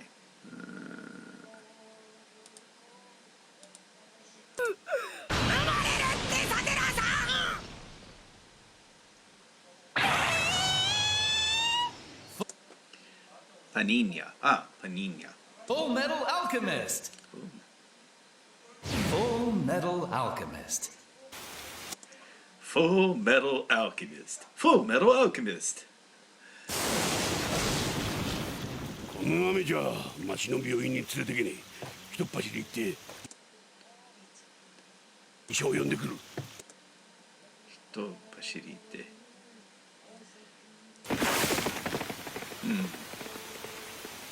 親父がすぐ医者を連れてくるからもう少し我慢しろな。我慢だって生まれる時は生まれる。どうした？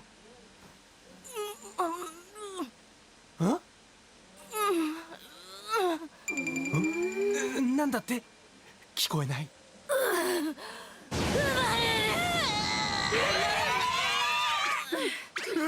どうすんだよ、医者もいないのに。やるしかないわ。何を？おさん。出産に立ち会った経験は？ありま。立ち会った。経験？立ち会った。Let's see. その場に立ち会った経験。ません。でも迷ってる暇もありません。みんなで協力して赤ちゃんを取り上げます。エドとアルはお湯を沸かして。はい、分かった。ニーニャはタオルをあるだけ集めて。了解。あとリドルさん、消毒用アルコールありますか？消毒用。倉庫にあったと思う。それとサテラさんの枕元に飲み水を。I like how you just know that's disinfected. Shodokuyo, like yeah, sterilizing alcohol.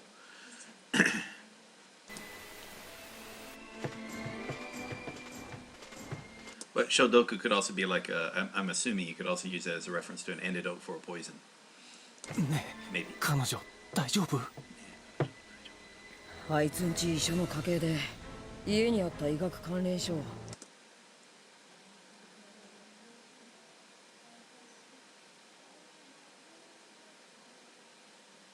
医者の関係で。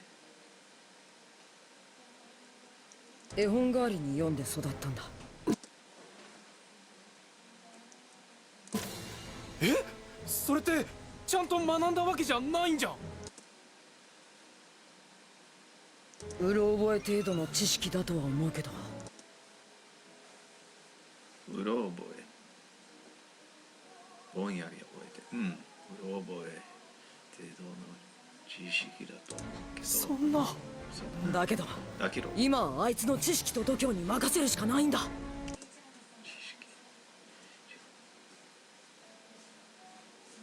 度胸。Let's see if that's a phrase. 知識と度胸に任せるしかない。It's like しかないんだ。Let's see, shika. It feels like that's a yeah, it is a zero. Shiku. お湯沸かして消毒して、あとなんだっけ。思い出せウィンリー、頑張れ。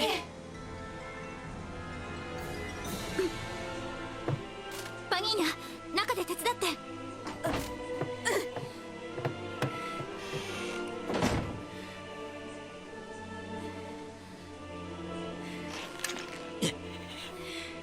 兄さん、肝心な時俺は無力だ。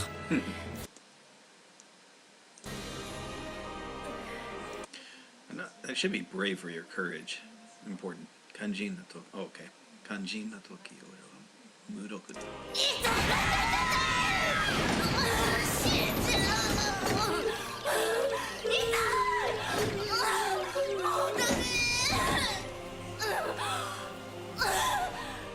神様なんていねえと思ってるけど、今だけは頼む。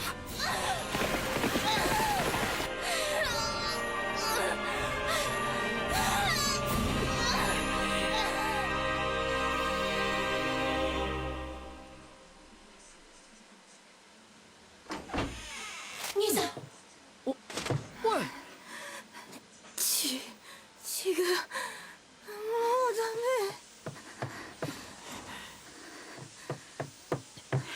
メ。どうしたんだよ。おい。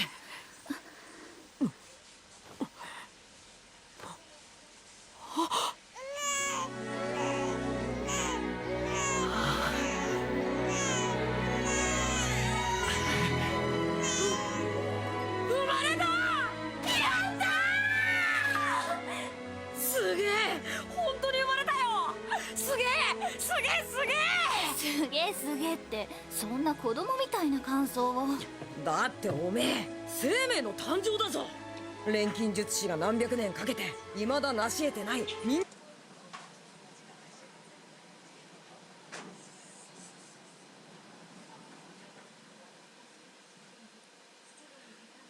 成し得てない人間が人間を作るっていうこと。生命の神秘を錬金術と一緒にしないでよ。生命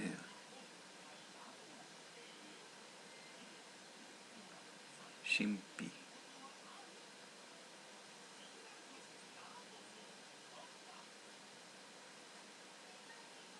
blessing, right?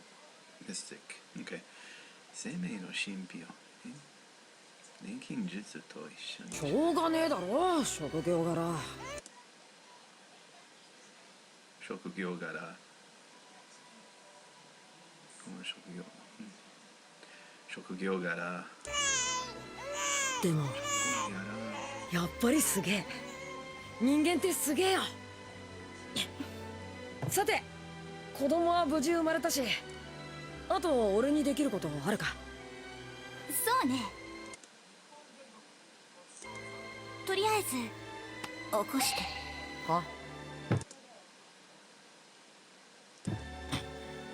自分より小さい男におんぶなんて。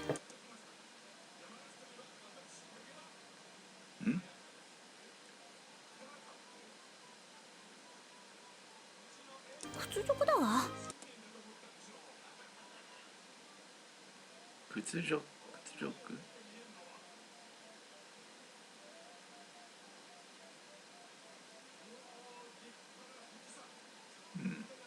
屈辱だ。落とすぞてめえ。エド。金時計の中身見ちゃった。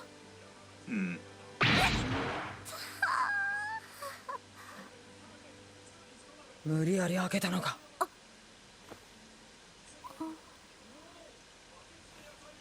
ごめんなさい。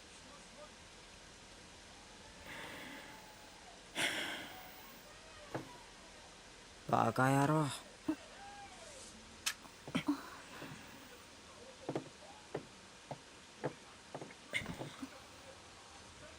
あるにも見せたことねえんだぞ。どうして？自分への戒めと覚悟。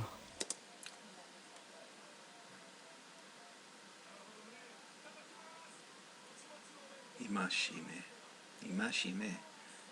価値のないように何も考える。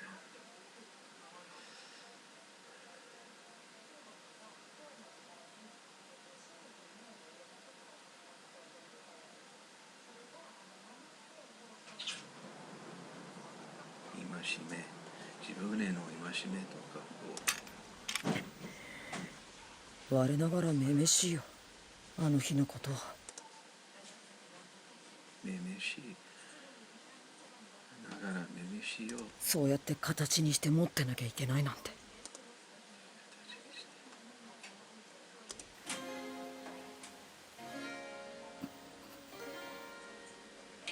なんでお前が吐くんだよ。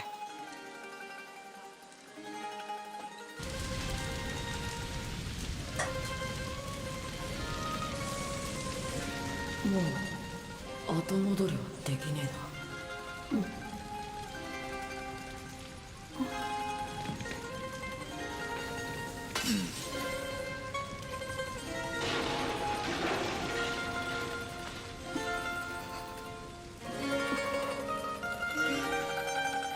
なんでお前が泣くんだよ。あんたたち兄弟が泣かないから代わりに泣くの。バカ野郎。お前やっぱり田舎に戻れ。ばっちゃん一人じゃ寂しいだろうしさ。帰らない。おい、エドの覚悟見たから。私だって半端な覚悟じゃいられない。別にお前まで一緒に。私もっと腕を磨いて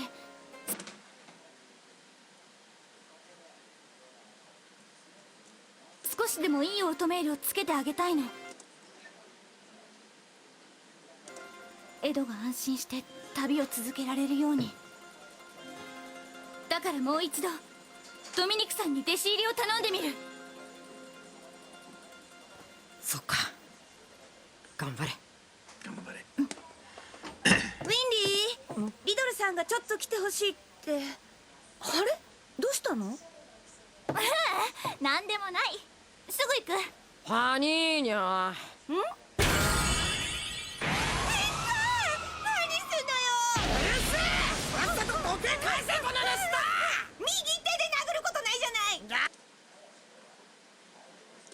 左手でもう一発で。おい、じいちゃんですよ。かわいいな。キャラ違う。母子ともに体調良好。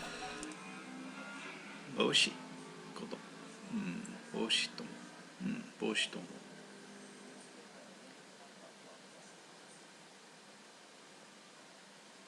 体調良好、体調良好、体調良好。産後の処置も適切だね。最後、産後の措置も。ありがとう。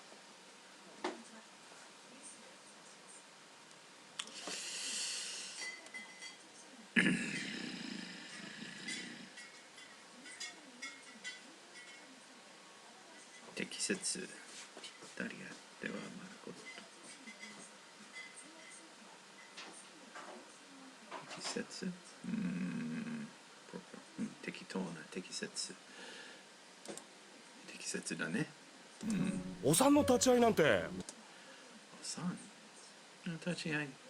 大人でもビビっちゃうのに。大人でもビビっちゃうのに。ああ、いえ、もう必死でしたから。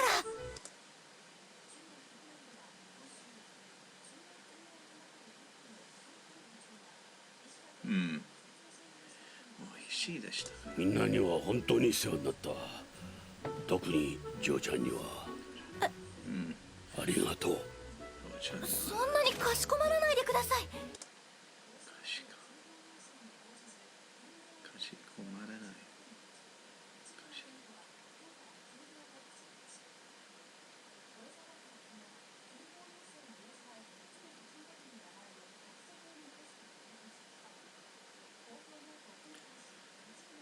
かしこまりません。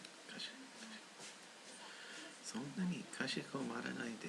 参ったな。照れちゃう。どうです？ここは一つ弟子など。Why does he have a Japanese symbol on his? Never mind.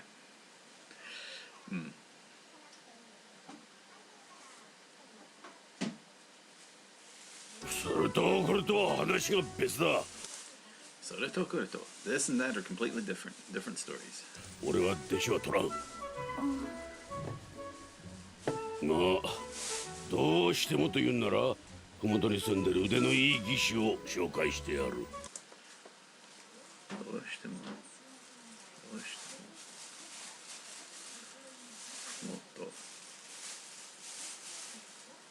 麓住んでる。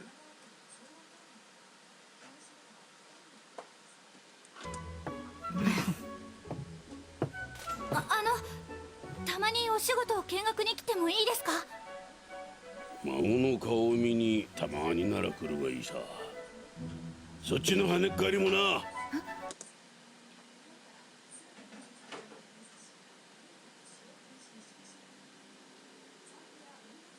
Walk back. Oh. Tomboy.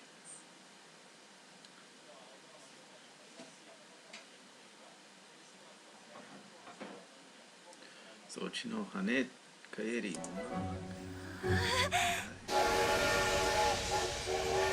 やばい、急げ。これ逃したら次のダブリス行きは3日後だ。気をつけてね。お前もな。ばっちゃんにちゃんと電話しろよ。あんたに言われたくないわよ。あのじじいからしっかり技術盗んで。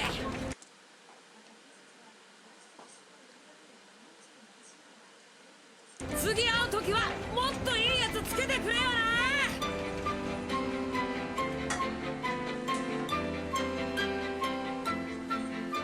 行っちゃった。任せといて。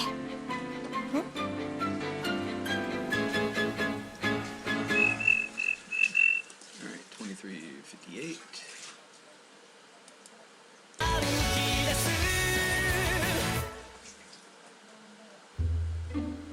師匠の住む町ダブリスで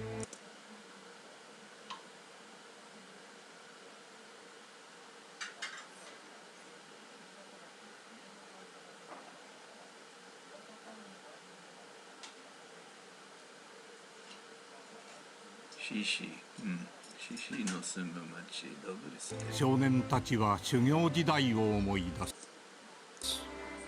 それは真理への第一歩。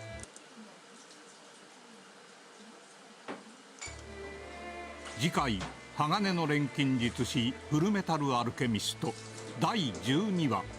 1は善、善は1。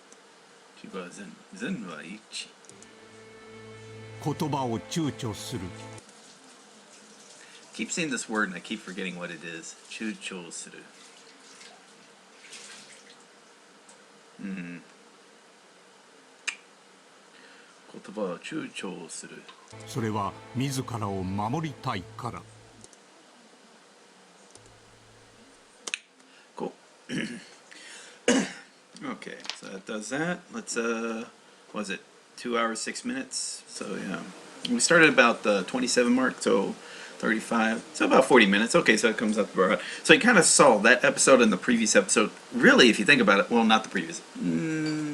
Yeah, this episode definitely fell under more of a slice of life if you think about it. Like it had some of the complicated stuff when it dealt with automail at the beginnings and things, but for the most part, yeah, it was just talking, what storylines that could have happened in any other type of story. Like a girl that's been orphaned in an accident, lost both her legs, got taken in, started to do stealing, kind of like pay back what she feels she owes to the old man. The old man's daughter and his son-in-law, they're expecting a baby and then has to get the delivering of the baby. You didn't hear anything complicated as far as surgeries or medical related, but it was just, this is kind of like, this is when I kind of mentioned, it's like, maybe picking something like Evangelion or Fullmetal Alchemist is maybe not the best type of story to start off with if you're going to be doing this whole let's read idea of starting, read subtitles like you would be reading a light novel, or basically it's like reading a manga. Really, it's just, I would think it's as close to one-to-one as you're going to get to reading a manga. Because again, you got the images up above, you got the text. So you're reading the text, and I'll be honest, when I read comics, I don't really notice the images as much. Like I'm more paying attention to the text anyway. But if I go back and kind of like pay attention, then there is a lot of effort put into it. So I do feel like at least a lot of the effort's wasted on me just because I'm just kind of paying attention to the textual part of the story when I read comics or mangas. But still, for those that like the visuals are there if you like doing it this way, and paying attention to it. And yeah, I'm reading the text, like seriously. So this is a reading time for me, not listening. For some people, depending on how their Japanese level works. Like for me, my reading is much stronger than my listening. So if I'm reading, I'm paying a lot more attention than if. So I'm not getting anything much from the audio. Although I do notice, like when I'm reading it, like I am noticing like how they're saying the words. And I kind of a good example would be like shika. So you hear something like shikainai, like I'm the only one, shikainai, or ano hitoi shikainai. It says shikainai is shikainai, so it comes shikainai. That's where it kind of, you may not know it as a pitch, but you do notice like it sounds a little different if you said shikainai, kind of separate it out, and then or you blend it. And the reason why it's blending is because they happen to be at the same pitch. Whereas if the pitch is different, then it would separate, like shikainai. Just as an example, that's where you don't have to really study pitch, but if you're aware of pitch and you notice, hey, that's kind of where if you were just looking at text and you would be saying it wrong, and it would sound, and it may be saying it's wrong enough that it would be very difficult to understand a native to understand what you're saying. So you would think like you're speaking Japanese like exactly how it's supposed to be spoken, because you're saying it verbatim as the text is written out, but because you're not doing the pitch, because you've never heard it said correctly by a native, now you're not emulating the native when you're talking. So even if you're not, let's be honest, even if you have the pitch markers there, like yume miru, so it's like 3, so it's like it's not yume miru, it's yume miru, because the me and the mi is like at the same pitch, so it's yume miru if they're separate, yume miru, but if they were yume miru, so it just sounds a little normal. So it treats it like one word instead of 2 separate words, which it is like a one word, yume o miru, yume mita, yume miteta. That was just as an example. And try not to, it's not that you're trying to like, oh God, I gotta remember what the pitch is or I'm working around. I'm not saying to do that. What I'm saying, just be aware of the pitch when you start the studying, and you know, listen to it. You think with the pitch in mind, and you realize like, oh, okay, this. You then start noticing pattern. Maybe your brain can then be more likely to put that up when it's doing whatever the long-term memory thing it is, where it internalizes language. It's keeping that in mind when it does start say, it's kind of funny. It's like this works with kanji as well. Like I see a kanji, and there are some like kanji that are dealing with emotions. So you want to be very careful about a story. Like for me, I made a mistake when I first started. Then I kind of corrected it. It's like if I make a story, I try to make sure that if it's a positive kanji, give a story that has a positive emotion to it as well. So that when you're thinking of the story, you're thinking of the emotion which attaches to the kanji. So if it's a negative kanji like she for dying, you don't want it to be an upbeat thing. You know, you want it to have kind of a negative feeling to it when you see it, because you know that it's not meant to be like happy go. When you see eye, you're supposed to be thinking of something positive like love, and you know, someone who's, you know, starry eyes or whatnot, seeing hearts and rainbows. It just something to do now.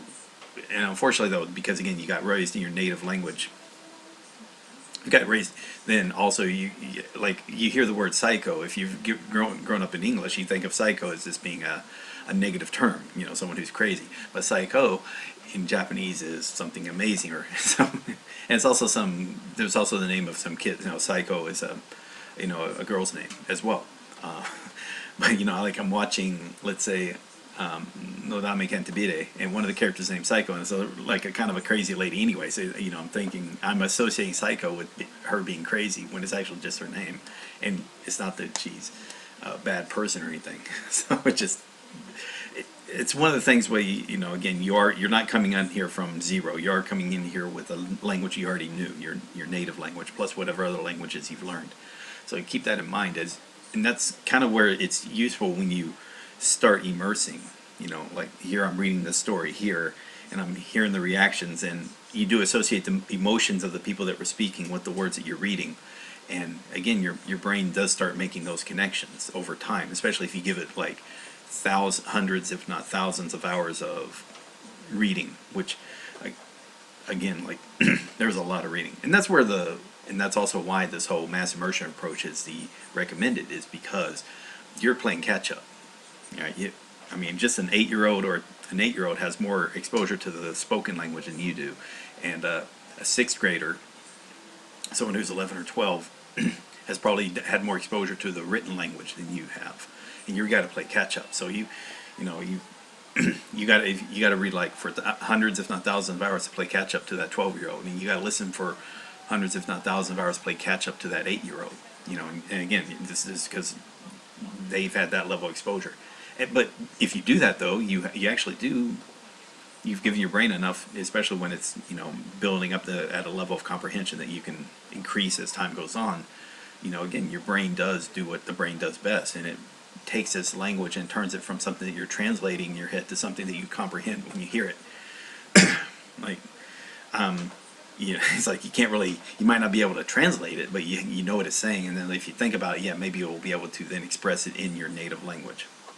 Axe saying true, and if it's a formal situation, you're hearing formal words, and you can say, yeah, and you should start noticing, like they mentioned this here when they're like talking to King Bradley, or when let's say the Major Commander Hughes, or maybe Lieutenant Colonel Hughes was talking to like Al and Edward, then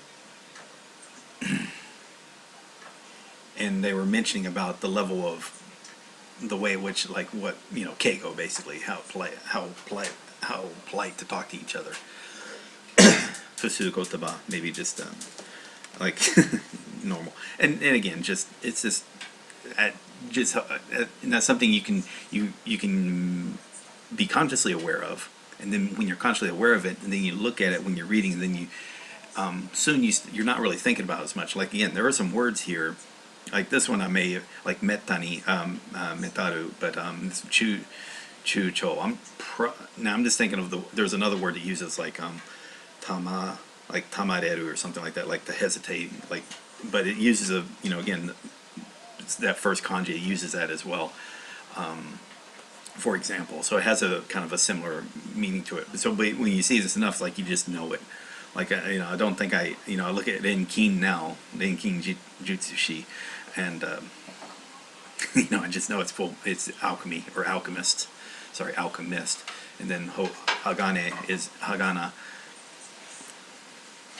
Yeah, Hagane no Renkin Jutsushi. So it's just, now it's obvious, even though it's not really a word you're going to be needing outside of this or maybe Harry Potter or magical based storylines. Yeah, I mean alchemy just doesn't. It's chemistry, for science. Now knowing chemistry, like kagaku, and also physics, butsurigaku or something like that. Those are also good, terms for areas of study in college. Those are words you probably need to start learning as well. Keigaku for humanities, maybe. What else? Well, anyway, just something to think about. Yeah, but yeah, this is fun. I'm saying I have a lot more fun with this story than I was with Neon Genesis. And I get Neon Genesis there were some people who really love that show. I'm just not one of them. I mean, it was an okay show. It was a good show. I was complimented, especially after episode 16. It just wasn't my bag. This I'm actually enjoying. So yeah.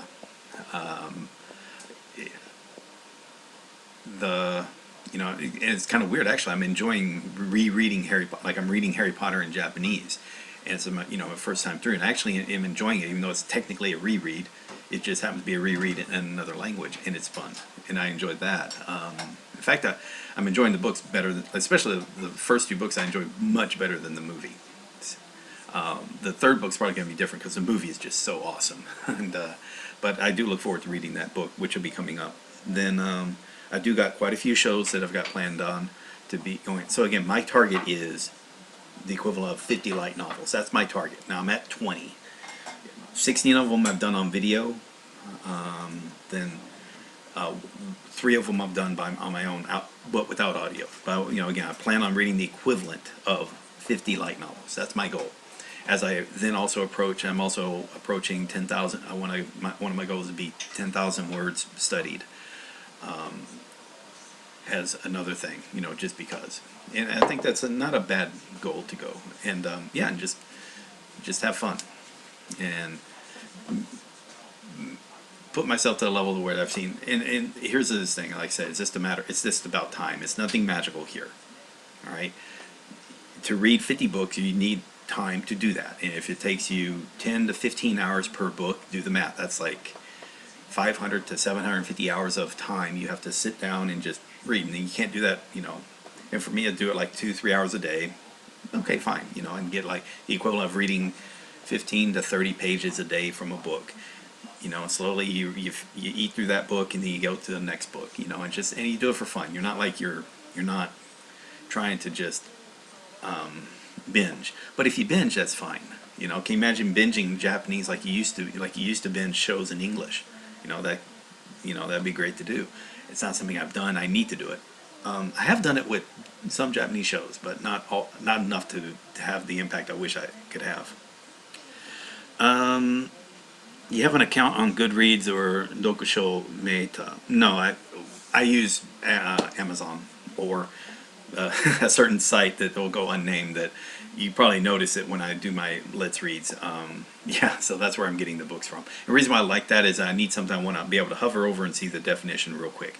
I don't want to waste time looking up stuff. The reason why these Let's Reads are working so well is that it's quick.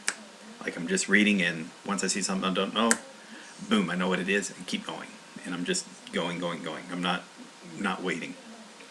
And yeah, and the audio, I'm hearing from people, because I keep recommending that people read the audio, and they're usually their first reply when they try something like this is that the audio is going too fast for them to keep up with the reading. And that's why I said, hey, hit the pause button. The line finishes, hey, okay, let me pause and let me catch up with the reading. All right, do that, and soon your ear will catch up to your reading. For other people, it's the opposite. Like their listening is so good that they already know it when they're hearing it. Right? They don't even need to read it. So there it's like, okay, you still got to pause it. You already know what it is, but you need to catch up with that reading, like, and hear in your head what that pronunciation. In fact, yeah, hear in that head what that pronunciation should be, and you will get faster at reading, like, especially the basic stuff. I mean, just that, you know, especially the grammatical connections, those that start getting in, you know, just start becoming like butter, just smooth. And again, that's what you need.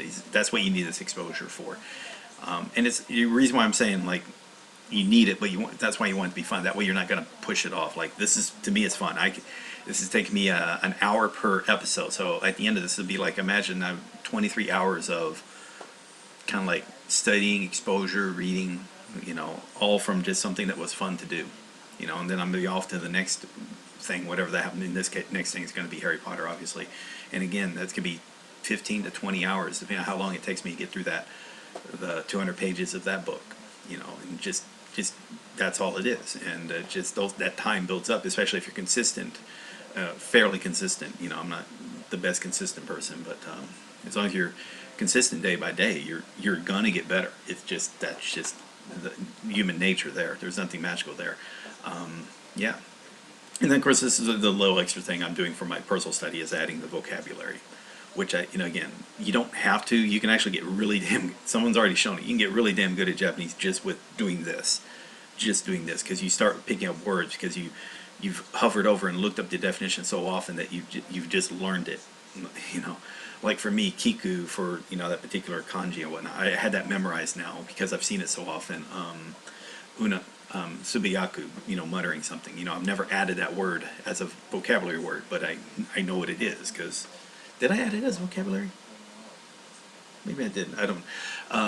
But yeah, you know, I don't need to, because you see it so often in text that it just. Naturally you realize you didn't need, like, if you haven't learned it, if it wasn't in your Anki deck, you'll when you do come up to a point of, hey, do you already know it? Yeah, I know it, and then suspend it. Yeah, that's going to be great when you're doing your studying and your reading, is that you will realize, like, you're going to be learning something in your studying. I'm sorry, that's the reading. That's the studying hand, reading hand, studying hand. So you're learning something through your reading that you don't need to then learn in your studying, right? So that makes the studying go faster because you're skipping stuff. At the same thing, like, there's stuff that you've learned in your studying that when it comes up with your reading, it's like, oh, you already know that, so it's already a part of your internal dialogue, or whatever, in the internal comprehension of the language, that just speeds up the reading. Like, okay, you don't have to look up that word because you already knew it, and the other one is you don't have to study that word because you already knew it. And then that's why by doing both, you're improving both. Like, you're improving your overall knowledge of the language through structured study, and then you're also internalizing it through comprehensive reading. Okay, anyway, I've talked enough about this. Thank you all very much. This was fun. I'm going to upload this to YouTube, but I'm going to keep it unlisted, so it's not going to be publicly. The only thing I'll upload to YouTube for the time being, I'll do it are the Let's Reads for the audiobooks. But I will have I will have the playlist that'll link to the unlisted videos.